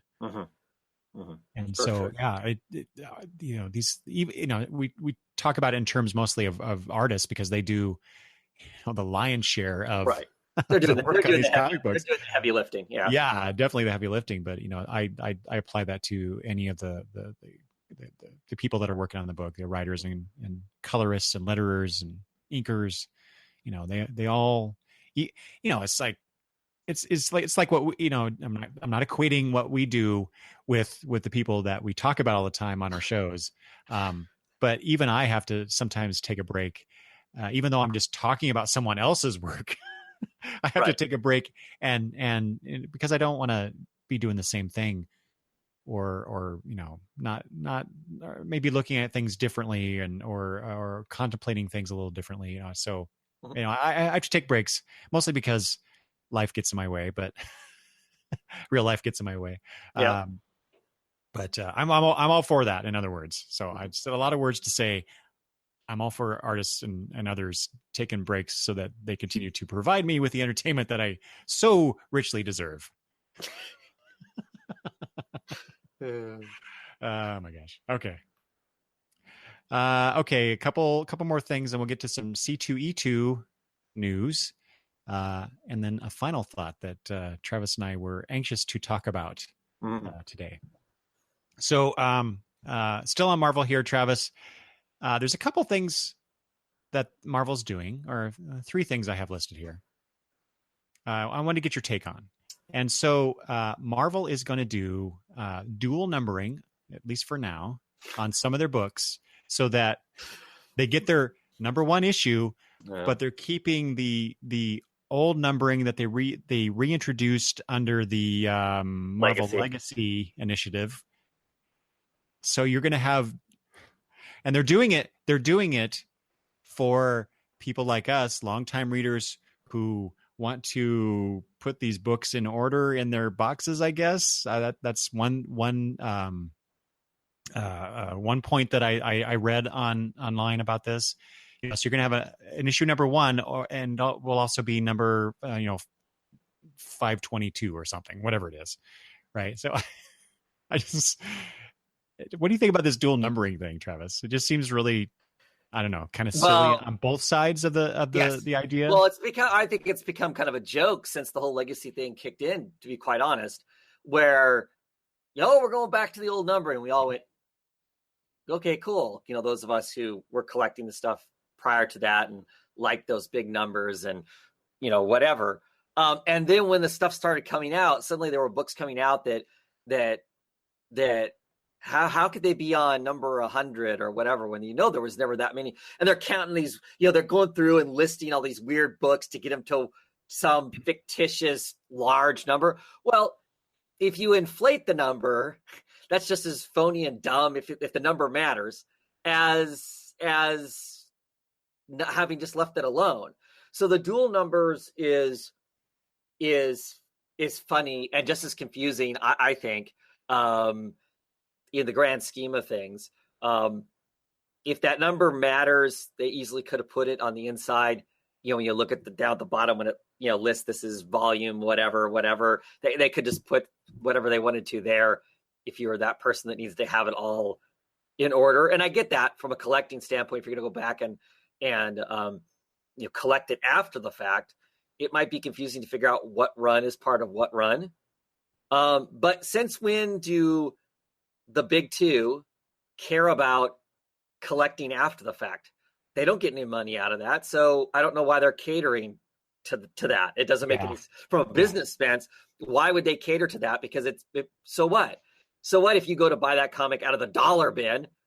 They've already gotten their money. They don't care one way or the other how that's listed. So I don't know. I mean, whatever. I'm getting to the point now, the numbering used to matter to me. It used to matter. I've gotten to the point now, it's been so messed up that now I do not care. As long as I understand as I'm buying what it is I'm buying, there's some way to identify it. I don't care. I mean, part of that's because I've also gotten used to like Dark Horse. A lot of their comics will be, they'll title it, Hellboy in Hell, and you'll get 10 or whatever issues. Then it'll be Hellboy, in Mexico. And on the cover, it says it's number 1 or whatever. If you open it up on the inside it says that it's number 150 in a series. So if you want to, you can open it up on the inside and look and see this is the order it all needs to go in.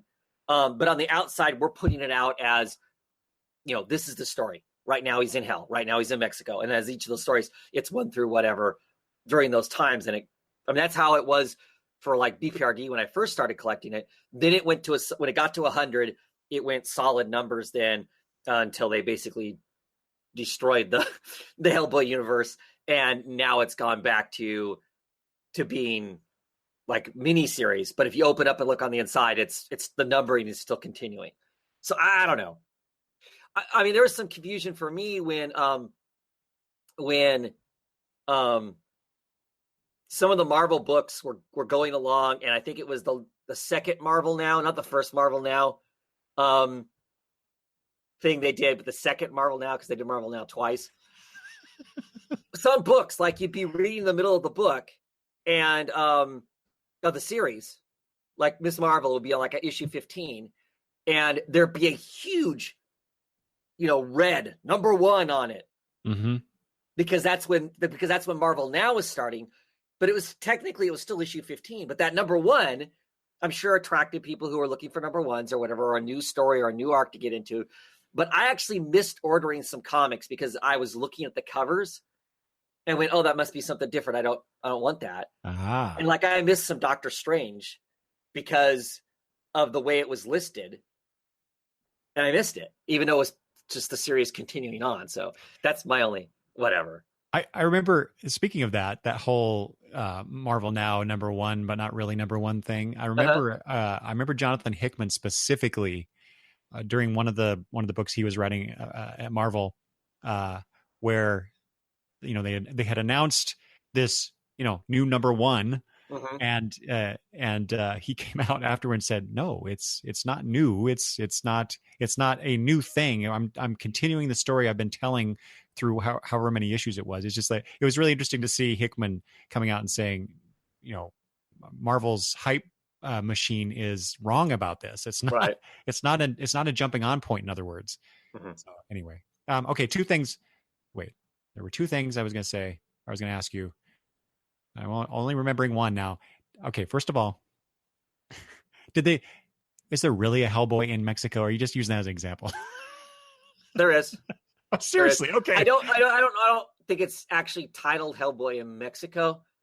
But it has to. He spent some time in the 50s. He spent some time in Mexico, and it's. I refer to that because I can't remember the exact. Right. Okay. What it is, but Oh, okay. So the other thing was, Marvel is essentially following Dark Horse's lead. Then it sounds like in this whole dual numbering thing. Yeah, except both numbers aren't on the cover. But yeah, right. But it's a how is that going to read? I mean, is it literally going to say #1? Is it going to say Avengers #1, and then it's going to say 956 or whatever Avengers? I have no idea. That's my understanding. What one number will be? I could be wrong about this, but as I recall, one number will be more prominent than another. And who gets the numbering on things like X-Men? How does that work? When there's X-Men Gold, Blue, Tangerine, whatever. How Tangerine. How do? There's some books I just don't understand how they're getting numbered. Like you, I'm like you. I don't really care about the numbering anymore. Yeah. Whatsoever. I used to, but I don't anymore. It's gotten okay. So, like I said, there were a few things on this theme that I'm going for with this particular item. I just found out recently that the Ultimate Universe. So, I guess in the Spider-Man 2 limited series, the reveal. See, I got to back up. So, in Secret Wars, the Ultimate Universe, Marvel's Ultimate Universe, apparently was destroyed, which is why we got some characters from that universe into the main Marvel universe. Miles Morales being like one of the primary ones, right? But then apparently they did a Spider-Man 2 miniseries, and it was revealed that the Ultimate Universe is back, and so. Siri on my phone just for some reason went crazy on me. Where was I going with this? So Ultimate Universe is back. And then also with the new Marvel what are they calling their most recent relaunch? Fresh start. Yes. Spider-Man's coming back, or the black suit is coming back to Spider-Man. And so now this is where the curmudgeonly, oh man, we're curmudgeons. That's what I'm trying to say. That aspect of us being old, longtime readers. We're not old. I refuse to believe that. Longtime readers, we've seen like the black suited Spider-Man, the whole numbering thing, stopping a large number to go to #1s and back again, and just all the cyclical stuff that we have going on in comics. It's like, Travis, am I just my lack of enthusiasm for these things that keep coming back? Is it just because I'm getting old and crotchety, or you've seen it all before? Yeah. It's just like, I don't get excited about this kind of stuff. We've seen Spider-Man. I mean, we were there when Spider-Man, the black suit first appeared. Blew my mind. Yes. And everyone was like crazy about this thing, right? Yeah. And then he came, it went away for a while, and it came back. It's just, it just Spider-Man, it's like Batman's insignia on his chest. It changes over time. It's like, it's no big deal, really. Right. It's just why I know why. I know that I know the answer to why, but why do Marvel, why does DC keep coming back to these wells, and how is it just because there are always new readers, and so these concepts potentially are new to them, and so maybe the new Marvel reader who doesn't know that history yet, that's an exciting thing for them now, right? Where like with us 30 years ago, 30 something years ago, it was exciting then. It's just that, we're just old and jaded. You've read too many comics. That's really what it is, right? I mean, let's be truthful. That's some of what it is. I mean, because like you're talking about, we were there for when it, like specifically the Spider-Man suit. We were there the first time it happened. We were there the first time Secret Wars happened. We were there the first time Crisis happened. You see what I'm saying? So it was a big deal. And we've been here all this time since those things happened. And so you have enough history to go, okay, I've seen that before. I think some of it is fanboys are writing the comics that they read when they were kids. Right. And they want to, that's the stuff they love. So that's the stuff that they want to write. Sometimes it's the creators' fault because it's what they want to write because it was so awesome when they were a kid. They want to go back and capture that or whatever. I mean, I think sometimes that's some of Jeff Johns' problem is yes. that, I mean, he's the golden boy. Say that. Stuff, but at the same time, oh my God, you got to move past it too, kind of a thing. Because we've been around that long to have read it, but there's new people who haven't. So it's all new. It's all exciting to them.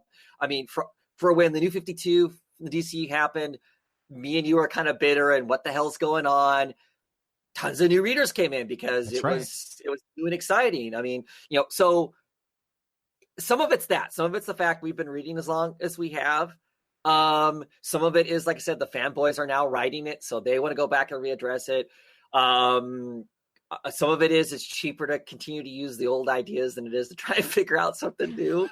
This is safe. It worked last time. Let's just keep working it over and over again. Oh my gosh. So I don't think there's a simple it's this or the other. I have to admit, a lot of it I kind of go, oh, okay, that's old. What are you doing with it? Why would you bring back the black suit? I mean, ultimately, the black suit is it's Venom, right? I mean, as ultimately what the suit ended up becoming, which I don't like Venom, but anyway, that's a whole different. But I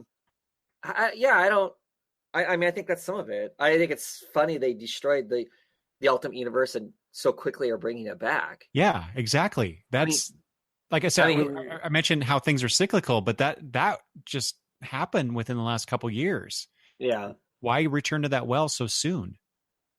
Because you want to tell stories that you can't comfortably tell within the regular Marvel universe. Mm-hmm. So that's a way to explain it being out of continuity without having to have some little box down there saying this happened in some nebulous time in the Marvel universe because everybody's concerned about continuity. So, yeah. And Damien just chimed in the chat. I feel Marvel leans so heavily on the past that it's mostly that lazy way to get buzz. Maybe. Well, it is to some degree because like people who are like getting into Marvel, maybe they haven't read the original Secret Wars, weren't around, when that came out or whatnot, don't have access or haven't bothered access, but they hear there's this new Secret Wars that's coming out. Well, they've heard from the old time readers, us gatekeepers, that it's that the original Secret Wars was this, big, cool, whatever that it was. So you want to get on board with it. So, I mean, that's why they keep recycling the same adjectives, right? For Marvel. How many different books have been Uncanny now? Has there been an Uncanny Fantastic Four? Because there's been an Uncanny Avengers, and besides the Uncanny X. Do you see what I'm saying? So they move all that around because it's new, but it's not new at the same time. It's new and familiar. So even us old time fans, there's a new Secret Wars. Well, hopefully it's something new. It's a new Secret Wars, but at the same time, it's familiar because we know Secret Wars, right? I don't know. I wasn't excited about it because I liked the first Secret Wars. When the second Secret Wars came out, it wasn't as good because it really felt like they were. No.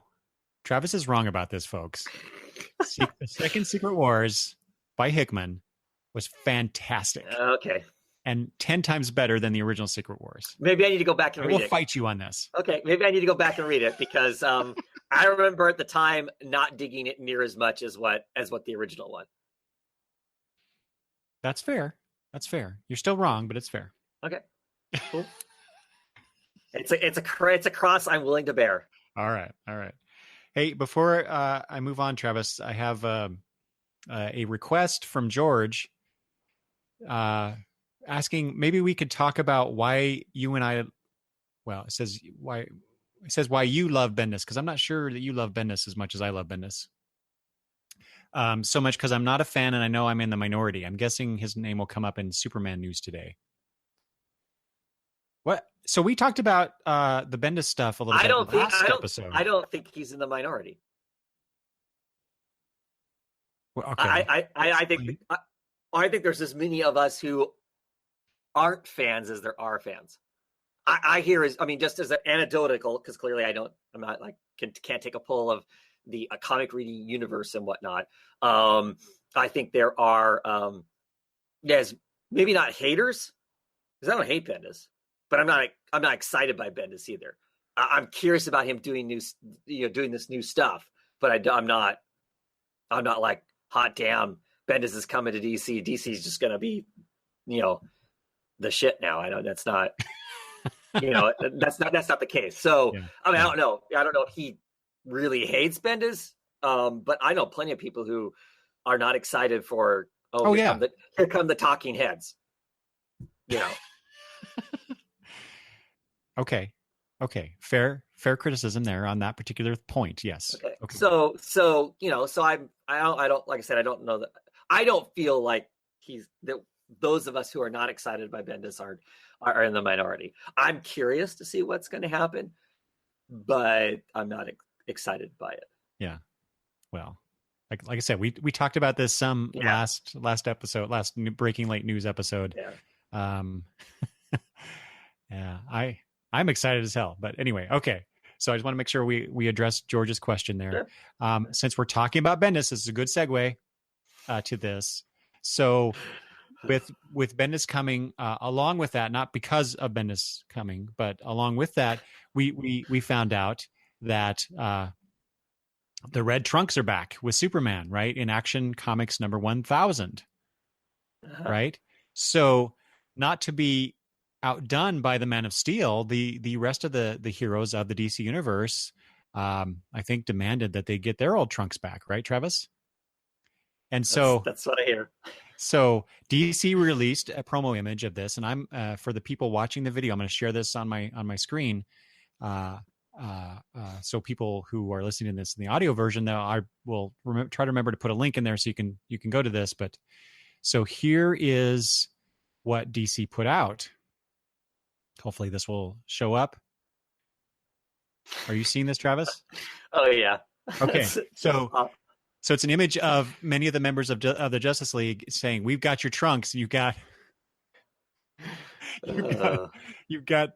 white trunks on Green Lantern, these yellow lightning bordered trunks on Flash. Wonder Woman's in here, but she's not. I guess she is wearing trunks. It's just the way that they're drawn; they look kind of loose on her, right? Like it's still a skirt. So that's kind of weird. Batman's got his blue trunks back, and then here's the oddballs. I thought, well, besides Green Lantern, Cyborg has these red trunks over his cyborg body, his silver cyborg body. But I guess that goes because he's got all the red in the lights and stuff on him. Sure. And then Aquaman this needs to be given an award for like worst costume concept ever. I don't know who drew this. It kind of looks like Jim Lee art, right? It is. Yeah. I mean, that to me, it's that or Finch or something. Yeah. That's just horrible. All the different colors in here. It's not good. Not good, Travis. So, not to be outdone, of course, DC and Marvel always have this good-natured rivalry going on, right? So, Marvel decided to release an image of their characters having some trunks. Are you ready for this, Travis? Have you seen this? No, I haven't. I haven't seen this either. So, yeah. Okay, here we go. Boom. Nice. Now, see, I appreciate those trunks. Of course, I'm joking. This is an old photo or an old picture I found. Having these That's characters. awesome. I'm sorry, unprofessional to laugh uncontrollably like this, but it's got Wolverine. I'm describing it for the audio people, but Wolverine, the Thing, Beast, and Hulk in boxer shorts in these trunks. So I just thought that was funny. Totally a joke. You know, both of these. The DC thing was an April Fool's joke, of course, and I just thought it would be funny to have a corresponding Marvel picture. So there you go. That's awesome. Wow. Yeah. Okay. Here we're back. I just thought that was really funny. Okay. We're in the home stretch, folks, which is good because we're almost at 2 hours. Okay. Final two things. Some C2E2 news, which, Travis, I know, just like WonderCon, there wasn't a whole lot coming out of either con that caught my attention. There's really only two things that I saw out of C2E2 that I wanted to talk about. So if there's something else that you happen to have seen, please chime in. First of all, continuing our Marvel news. So I thought that's really interesting that Marvel's doing this. So Marvel New Media, I'm not sure what that is in reference to. Marvel New Media, is that a department or something? I don't know. But it said Marvel New Media announced an all-new schedule of digital series featuring a variety of programming for both diehard and casual Marvel fans. These new digital series include relaunched versions of its continuing popular shows, such as This Week in Marvel, which I used to listen to, and Women of Marvel, which I have not. And new series like Earth's Mightiest Show, Marvel's Voices, Marvel's Eat the Universe, and Marvel's first ever scripted podcast called Wolverine: The Long Night.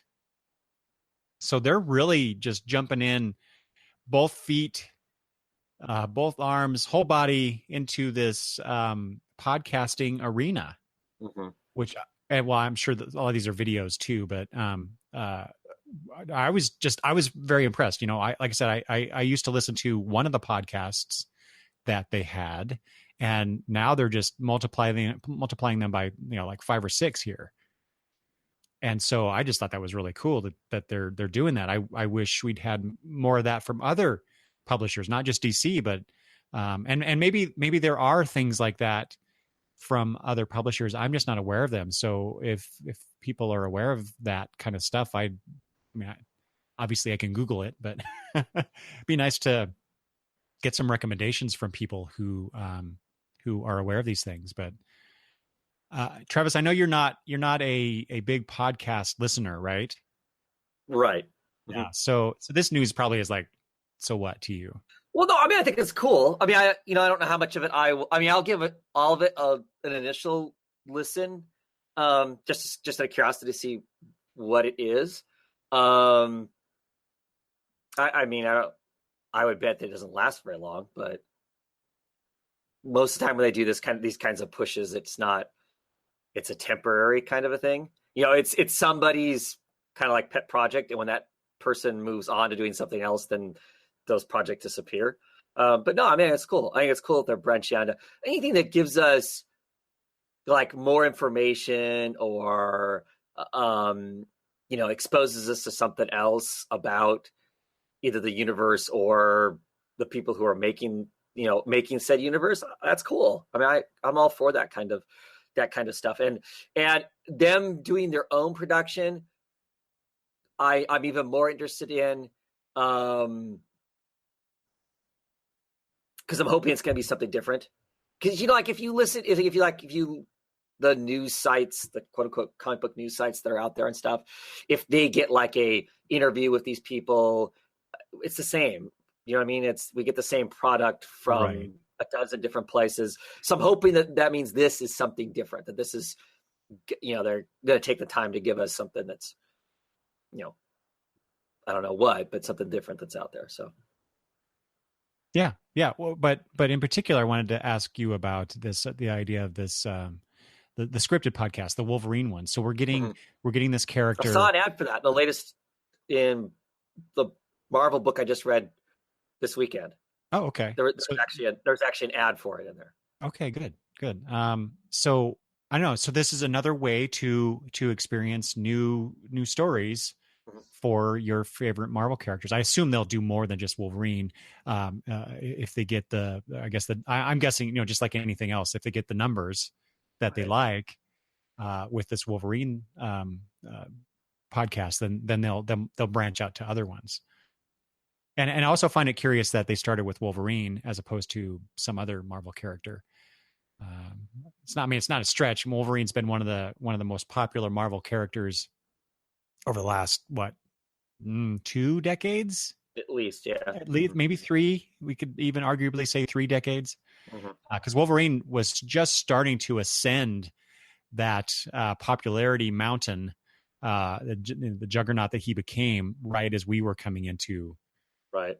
comics. Because he was a supporting player in the X-Men book back then. And maybe supporting is downplaying a little bit. Yeah. Well, I mean, and those first miniseries from Miller were coming out. Oh, right. Mm-hmm. Yeah. So yeah. Yeah. And I listen to a lot of, most of my entertainment these days is instead of watching CW superhero TV shows, I listen to a lot of podcasts, and not just comic book ones, but and there's a few scripted podcasts that I listen to, and they're a lot of fun. And to have a superhero scripted one, I'm definitely going to check that out. I definitely want to listen to the Women of Marvel, excuse me.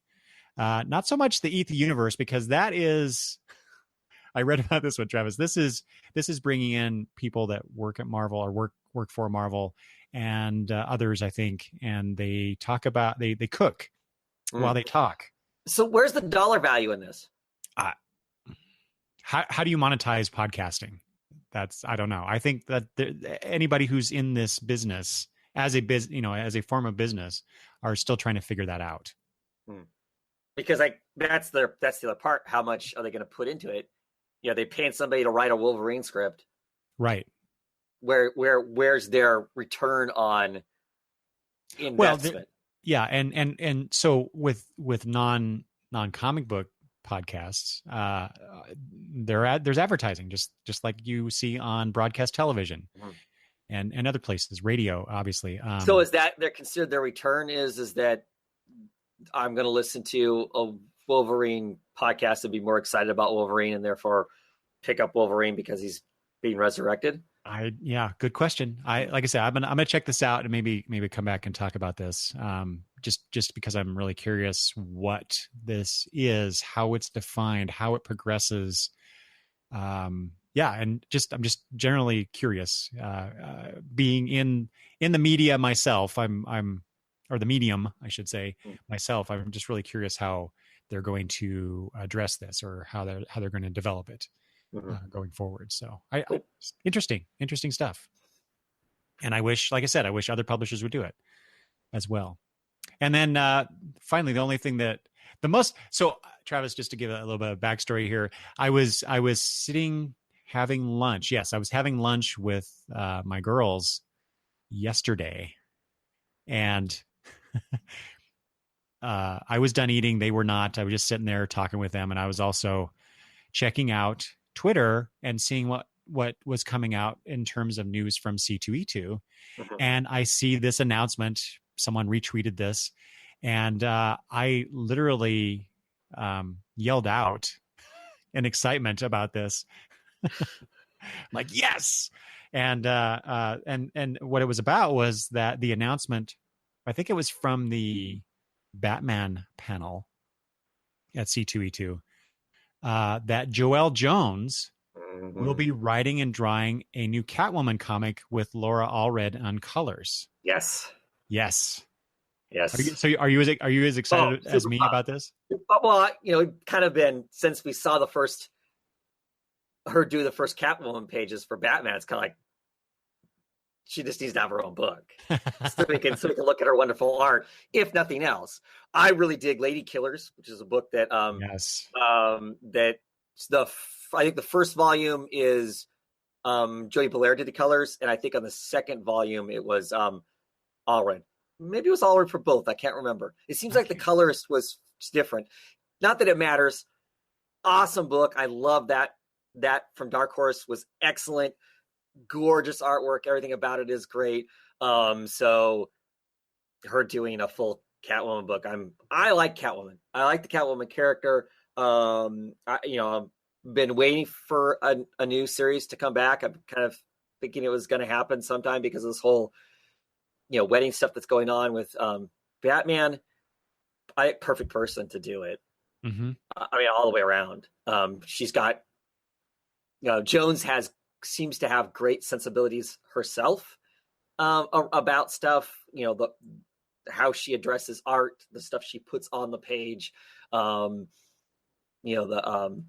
She has a fashion and interior design background, I believe. Okay, that explains a lot then. Which is why some of her stuff looks the way it does and whatnot. If you've seen the issue yet of the wedding dress or seen the cover of the wedding dress that she designed for Catwoman, it's going to be gorgeous. Now, I say all that. I've also heard the pitch is there's somebody else in Gotham running around as Catwoman, and she needs to figure out, and committing crimes, and she needs to figure out who isn't stop her or whatever. To me, that sounds like a plot line I've heard and read before or whatever. So that doesn't excite me. If this was like, I don't know, some average person doing the art and some average person writing it, I'd be like, yeah, okay, I'll probably check it out because it's Catwoman, but I'm not, that story doesn't excite me.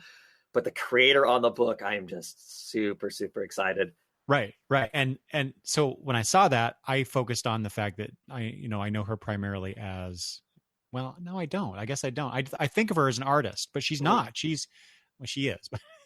Right. She is an all around storyteller. She like you said, Lady Killer. There's 2 volumes of Lady Killer. She did Helheim, right? Yes. As well. Yeah, that's the first place I'd heard her work. Was it? Yes, exactly. Yeah. That's Helheim was the first time I encountered her work as well. Mm-hmm. But then I've also, I guess maybe I'm thinking of her collaborations with Jamie Rich, right? That she has done. 12 Reasons Why I Love You, I think, is one of them. And then there was one just recently that came out that I got. It was another 10th anniversary edition of these books, and so I think of her. She's the artist on that. She's not the writer, but I mean she has written and drawn a lot of stuff in recent years, and so I don't know why I think of her as an artist first for some reason. Anyway, when I saw that announcement, I'm like, she's doing a monthly book in the DC Playground. And I started to say, and when I did that exclamation, Madison looked at me and like, what's going on? And so I start to say, I explained that Joelle Jones is doing the Catwoman book, and I started to say, and I don't care who's writing it, and then I realized that the actual announcement was that she's writing and drawing it. So it's like, right, no brainer here for me. Yeah. So I'm Catwoman's actually, unlike you, Catwoman's not one of those characters that I've been particularly enamored with as a leading character on a book. So I've never been excited about that, but I've heard that there have been really great runs on solo Catwoman books over the years. In fact, I have a trade of Brubaker, Darwin Cook on the work, doing the art on the work on the title, and Brubaker writing. Probably Brubaker, yeah. I haven't read yet, so I'm looking forward to that. Oh, okay. So yeah, that was like the big news for me coming out of C2E2 so far. Yeah, and I didn't really find much of anything else. It was just dribbles and drabs and not all that engaging kind of news. And Jamie Rich is taking over as being the Batman editor, and and considering his history with Joelle Jones, Right. Well, and Makes he a lot of was the sense. right. Well, and he's the editor for Tom King's Mr. Miracle, for Sheriff of Babylon. So it's like he's going with the creators that he works with quite a bit, kind of a thing. I think that Jolene Jones on those Batman books is largely because of I think Rich helped bring that in.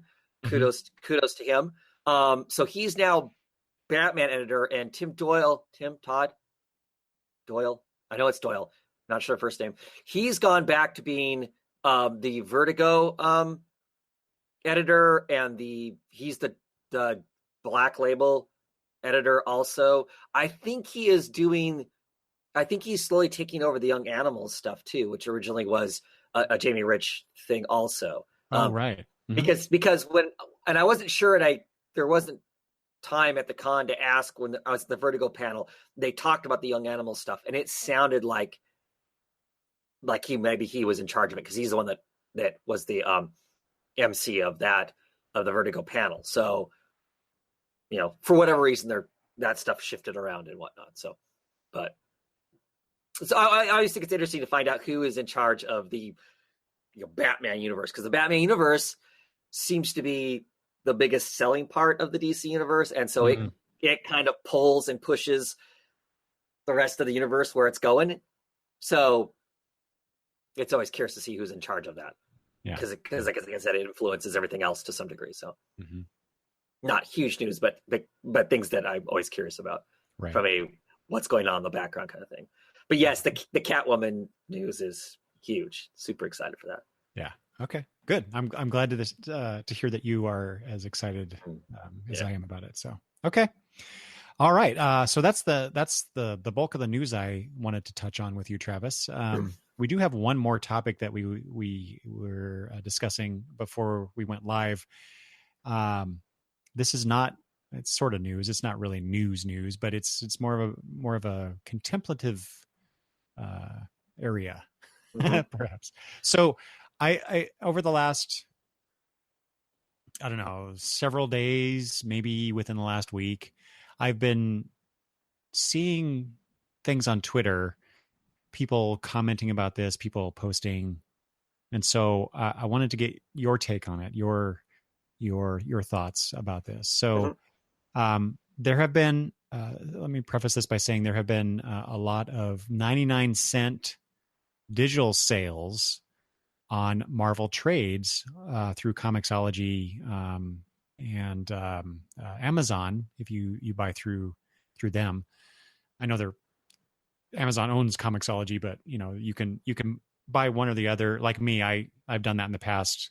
I don't have my Comixology account connected to my Amazon account, so I've got two things I read on Comixology, and I got things I read on the Kindle app because of that. But anyway, they've been doing this for weeks and weeks. And some people, I've noticed, people who worked on some of those books, some people just commenting about it in general, talking about how, they don't make a lot of money on those 99-cent. I mean, this is a trade. We're talking about 5 or 6 or more. Yeah, not a single issue. Yeah, right. Yeah, and they're being sold for $1. And there's some speculation out there about why Amazon is doing this. Maybe I don't know if I'm addressing a conspiracy theory or if it's something more substantive than that, substantial, whatever, than that. But like they're trying to somehow drive Marvel Unlimited away, and I guess I don't know. That aside, what I really wanted to ask you about, Travis, was, what do you think about these creators not getting their due, not getting their slice of the pie when Marvel, Marvel has said that they don't have anything to do with the sales. That's Amazon, which is probably technically true, but I can only imagine that Marvel, if they wanted to, could put a stop to it. So what first of all, what is your take on? I know longtime listeners of this show with Travis know that he's not a fan of digital comics. No. So that aside, but 99-cent trades, that makes digital sound pretty good, right? To be quite honest, I mean, like I said, I do not like. There's, I mean, anybody who's listened to the show before or listens to me talk knows there's a million reasons why I am not a fan of digital digital comics. But all of those grumblings aside, at 99 cents for 120, 160 pages worth of material, that is damn hard to beat. That is damn hard to beat from a purely financial. I want to read as much as I can for as little as I can, and still be honestly buying the product. That's so okay. So really, the heart of this, Travis, that I want to get to is how much. So knowing, there's so many different layers to this, right? There's us, the reader. Right. We want to buy the things as cheaply as we can, so we can get them. Mm-hmm. But then there's the aspect which is beyond us, that the creators aren't getting their slice of the pie. Well, see, that's part of the problem. Part of the problem with us discussing this, as much as I love discussing it, we don't know. I don't anyway know how are they paid on digital sales. And the other thing we don't know is how is Marvel paid on digital sales. So because I'm assuming Marvel is selling their product to Amazon, and I don't know how that works. If it's like Netflix, where Netflix is buying X amount of downloads of a movie, and once it hits that, they either have to pay the company more to have more downloads, or it gets taken off Netflix. So I don't know how that works for Marvel. When Marvel sells a digital copy here, and here's the whole digital problem. When they sell a digital copy to Amazon, I don't know what they're getting out of it. Or does Amazon have a open pipeline to sell as many as they want to, and X number of dollars, pennies, or whatever is going to Marvel, and then Marvel is dividing those dollars or pennies up amongst the people who are responsible for the content. I don't know how that. I mean, I don't know how that part of it works. When they sign an artist signs a contract to do Marvel work in this age of digital work, how much they paid for anyway. So are they getting a percentage on whatever is sold? So clearly at 99 cents, they're getting ripped off, or are they getting a flat? I don't know how that works.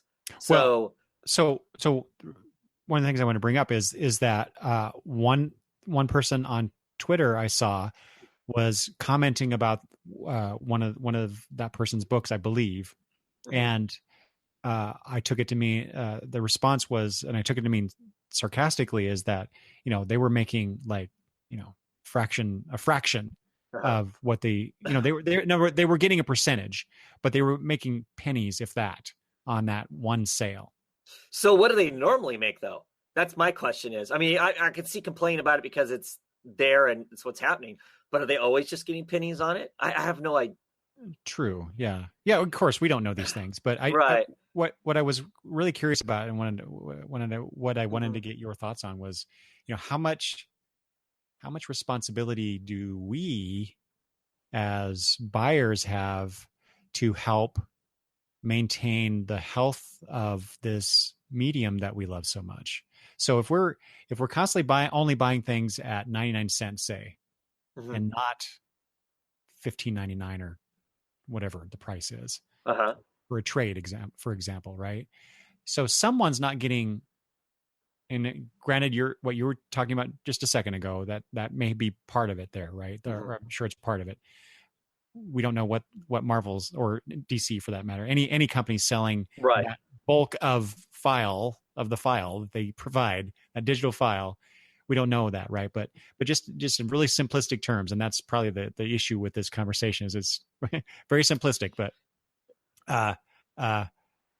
do we have a responsibility to help with that, to not buy things at that low price. And I'm not just talking about digital comics, because right. you and it's just like that. It's like, well, I mean, that goes. You can have the same conversation about trade waiters versus single issues, right? Exactly. Mm-hmm. We're trying to keep comic books alive, and if you don't have this, the single issue sales, there is no trade sale. Are we? I don't know. That's a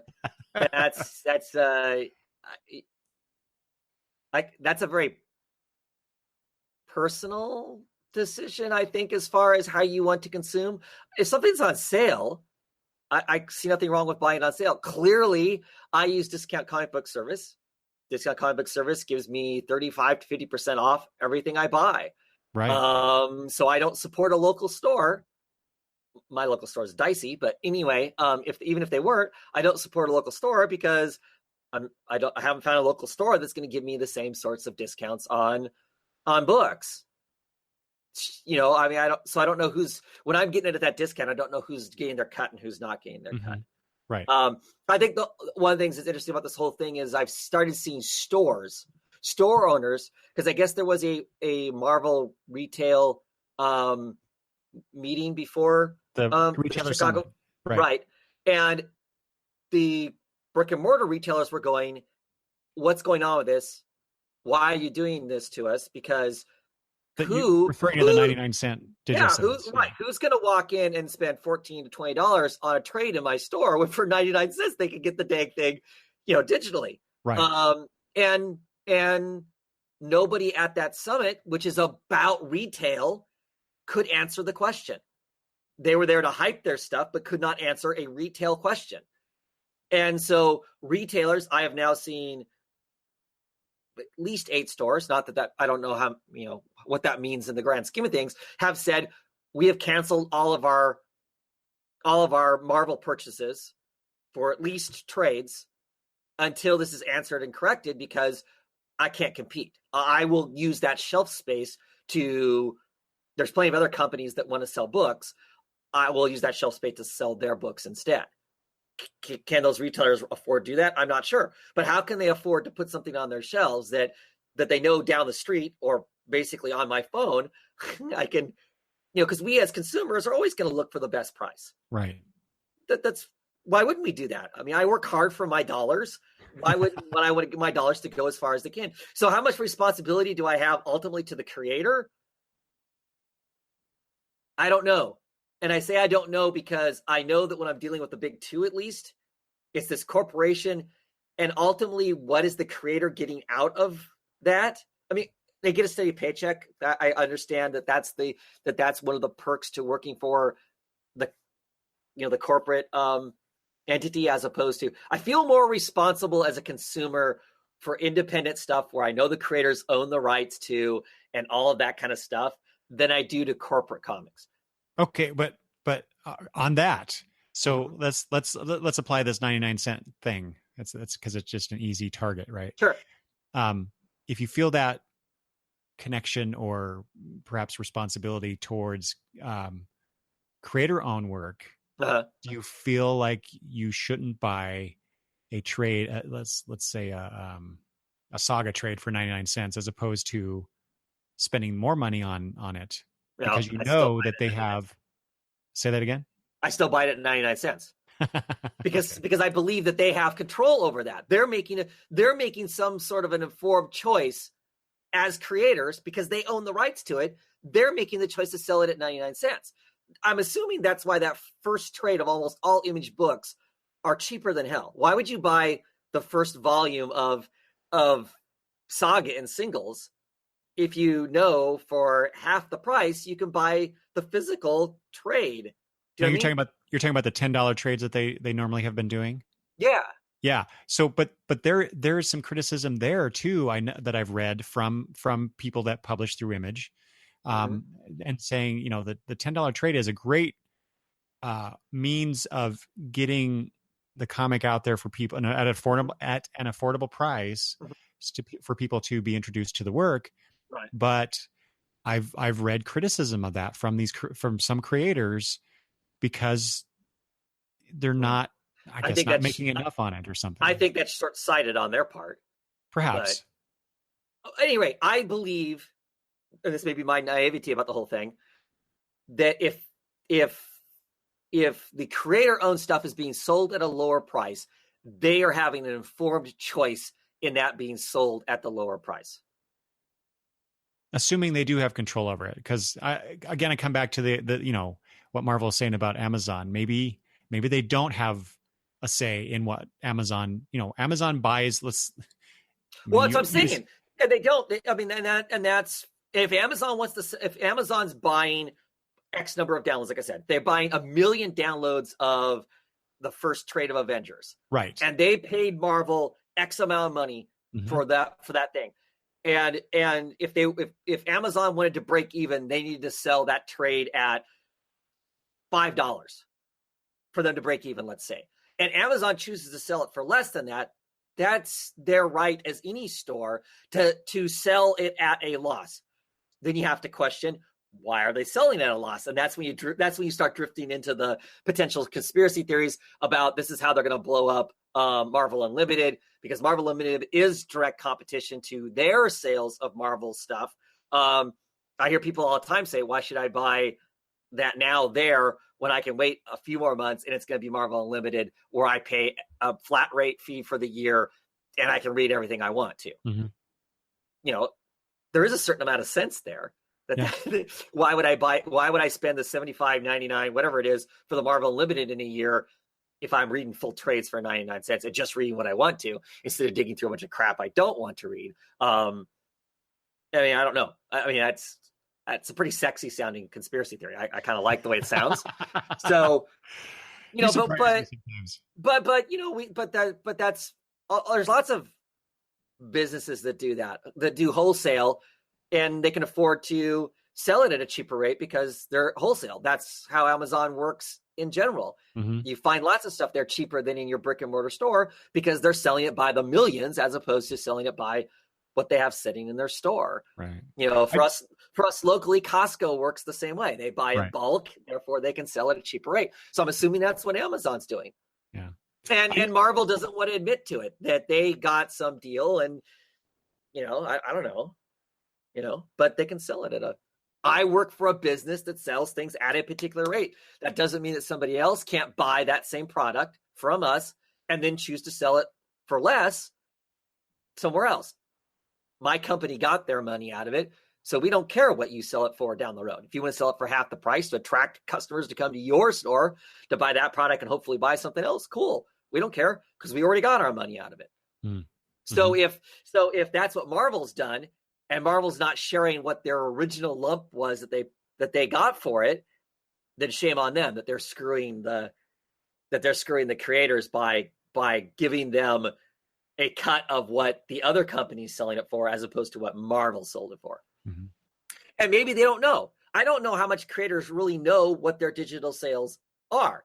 Maybe they're getting the cut of whatever Marvel sold it to Amazon for, and they don't realize that's what that's for. But why would Marvel sell it to them for that cheap?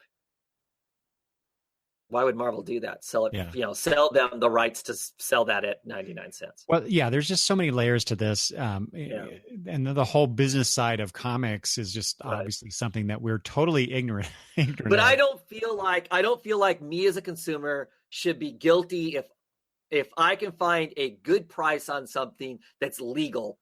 I don't think that I should feel guilty for buying. Okay. Because we all do that. Those creators are not going, I'm going to go find the most expensive version of whatever it is I'm interested in consuming that I can find. They don't do that either. I don't. Maybe that makes me morally bankrupt. I don't think it does. I just think that means it makes you a good capitalist. I'm an informed consumer like everybody else. Exactly. Yeah. I just like I said, there's so many different layers to this. We don't obviously have insider knowledge of any of it. I just thought it was an interesting conversation that was going on that I saw on Twitter and other places where, we talk about, I've said it many times on my own show, support your local comic shop. And I actually have a local comic shop that I do not patron because of how I was treated in years past. Poor And service. so I've been getting comics from DCBS at that 35 to 50% or sometimes more discount. And so I'm not supporting my local comic shop. I'm supporting another comic shop that is back east Exactly. from me, and I'm getting a good deal on these books. I wouldn't be able to read as many comics as I do if I did not buy from that service. And I am very guilty of buying 99-cent trades from Amazon in the past, or $1.99 usually, but I wait for Comixology and Amazon digital sales to read stuff that I was curious about but did not want to put down even $1.80 for a $2.99 comic, or two something $2.35. Yeah, $2.39. $2.39 for a $3.99 comic, right?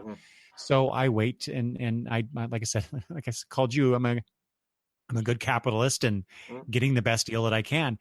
But just the whole idea of not necessarily the Marvel Unlimited conspiracy, but just the idea of if we don't continue to buy comics at a reasonable price, then people aren't buying comics, and they're it's just that horrible loop. Right. Is this helping? Are we hastening the demise of this industry by only buying cheap comics?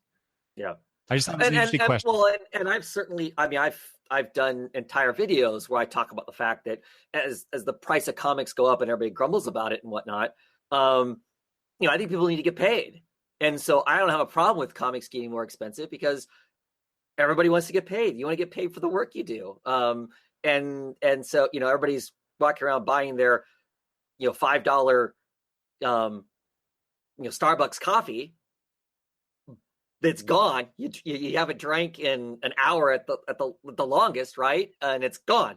You never enjoy it ever again, versus a $4 or $5 comic that you can read a million times, kind of a thing. It's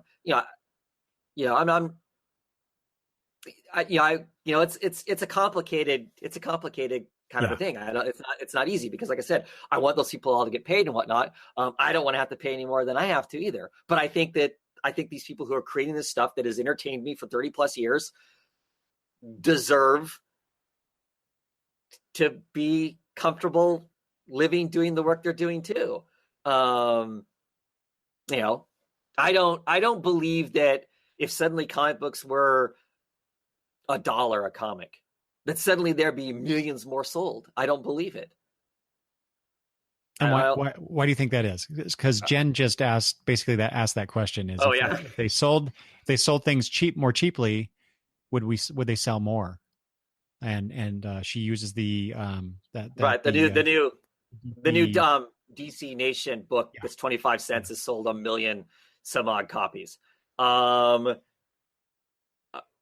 just don't think they would. I think there'd be some excitement initially, and then I think it would be no. I don't know. I don't think the expense of comics is what is keeping comics from selling more comics. I don't think so. Because I think that if comics were $1, that doesn't suddenly make kids who are ages 13 through 16 or whatever suddenly walk into a comic book store and buy comic books. But let me ask you this: if they were $1, I'd buy more. Okay, well there you go. Just say, if they were $1, would you be more enticed to buy them from a brick and mortar store locally, as opposed to, or would you still get the 35% discount? I can still get a 35 to 50% discount, so I'm buying them for 50 cents. I could buy more comics than there'd be any way physically possible for me to read in a month, and I'd be tickled pink doing that. Yeah. To be honest, because we are cheap bastards, is what we're in a it boils down to, and whatnot. So I don't know. I don't know. I say that, but if I had a good brick and mortar store, I'd buy them locally if they were that kind of price. I just see, the thing is cheaper comics make those of us who've been in comics for a long time buy more comics. I I don't know. I don't know that that's. I don't think the expense of comics is what keeps. I don't think it's what keeps people out of comics. I know there are people who say, "Oh, I'm a starving college student and I pirate all of my comics. And if they were cheaper, I'd read them." My ass. If they were $1, you'd still be pirating them. The people who are pirating them, they wouldn't suddenly. Yeah. So I don't see it. I don't see that being the. I mean, yes, everybody who is currently reading comics is going to rush out and read a 25-cent comic from DC Comics. Even if you don't really care, that's just too cheap to walk away from. But doesn't that prove the point though? If they were cheaper, then I mean, you just said that DC Nation, new DC Nation thing sold over 1 million copies, and it's because it's 25 cents. But I don't think it would. I think if all the comics are that way, I don't think it would last. No, I don't disagree with that point, but you know, obviously 25 cents is not the price point that is going to do it, but more people theoretically, based on this anecdotal evidence, or not even anecdotal, but they would buy more copies of it. I don't know. So you're going to run the risk of, I mean, you're going to run the idea of you're going to sell that many is going to make the same amount of money. Because, okay, so this is going to look great for DC because DC on all the charts is going to show they sold 1 million of something, right? But they're not making anything. So, DC is kicking ass because they blah, blah, blah. But did they make money on that? No. Yeah, this is a loss leader. For sure. So I don't know. I mean, yes, it would be nice for comics to be cheaper or to quit going up by another $1 or whatever. Yeah, I don't know though. Yeah, it's a complicated question, but I just wanted to. The economics of it, I don't believe that if comics were $1 cheaper, there would be some more reading, but I don't think it would be significant to make up the difference in who took a cut and pay for it to be that $1 cheaper. Yeah, I mean, I do know economics wise. Listening to people talk about the Image books where they're the ones that are collecting X amount of money once the book reaches a certain point, Image gets their cut, and then that the difference between that $2.99 comic for most of these creators and a $3.99 comic is the difference between they can make a living doing their own comic and selling 6,000 to 12,000 issues a month versus they can't do it. They're lucky if they can make the first trade, and then they can't afford it. There's books like Saga, which have maintained being $2.99 the entire time because it has the sales. It took off and it maintains the sales that Fiona Staples can live comfortably on that price, and they don't have to increase the price. Right, and so, but it's the exception. It's the exception to the rule. Right, but it is a valid point though that it can be done. Granted, $2.99 is not a huge difference, between a $3.99 book, but we see that it can be done, and it's just a matter of each company determining what is a comfort level for them. Right. Mm-hmm. Now, granted, Marvel and DC, just from overhead alone, needs to sell more books at a certain price to pay the bills. Right. Whereas a creator-owned book, it could just be one person, two people, just a few people. Right. And aside from the distribution aspect of it for Image, they can probably negotiate better that price point for their books. So it's just, like I said, I keep saying this, it's a really complex and interesting line of thinking that I wanted to bring up with you. And obviously we don't have the answers, nor do we have all of the information to be informed enough to really talk about this, but I just wanted to bring it up because it seems to be the buzz right now. One of the buzzes anyway on Twitter and other places that I look for my comic news and just kind of the zeitgeist of comics.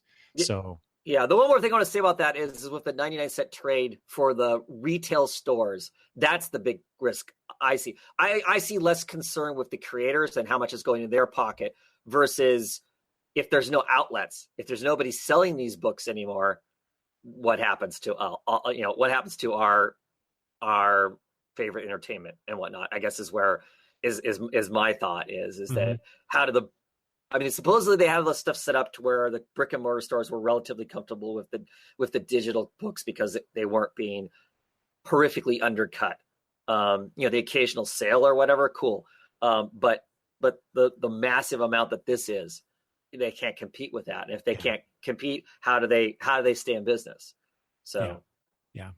And then I think we can put this one to bed for this month, Travis. But before we do, Jen says, I think people who do buy books at a local comic shop would definitely buy more books if they were cheaper. And yeah, of course.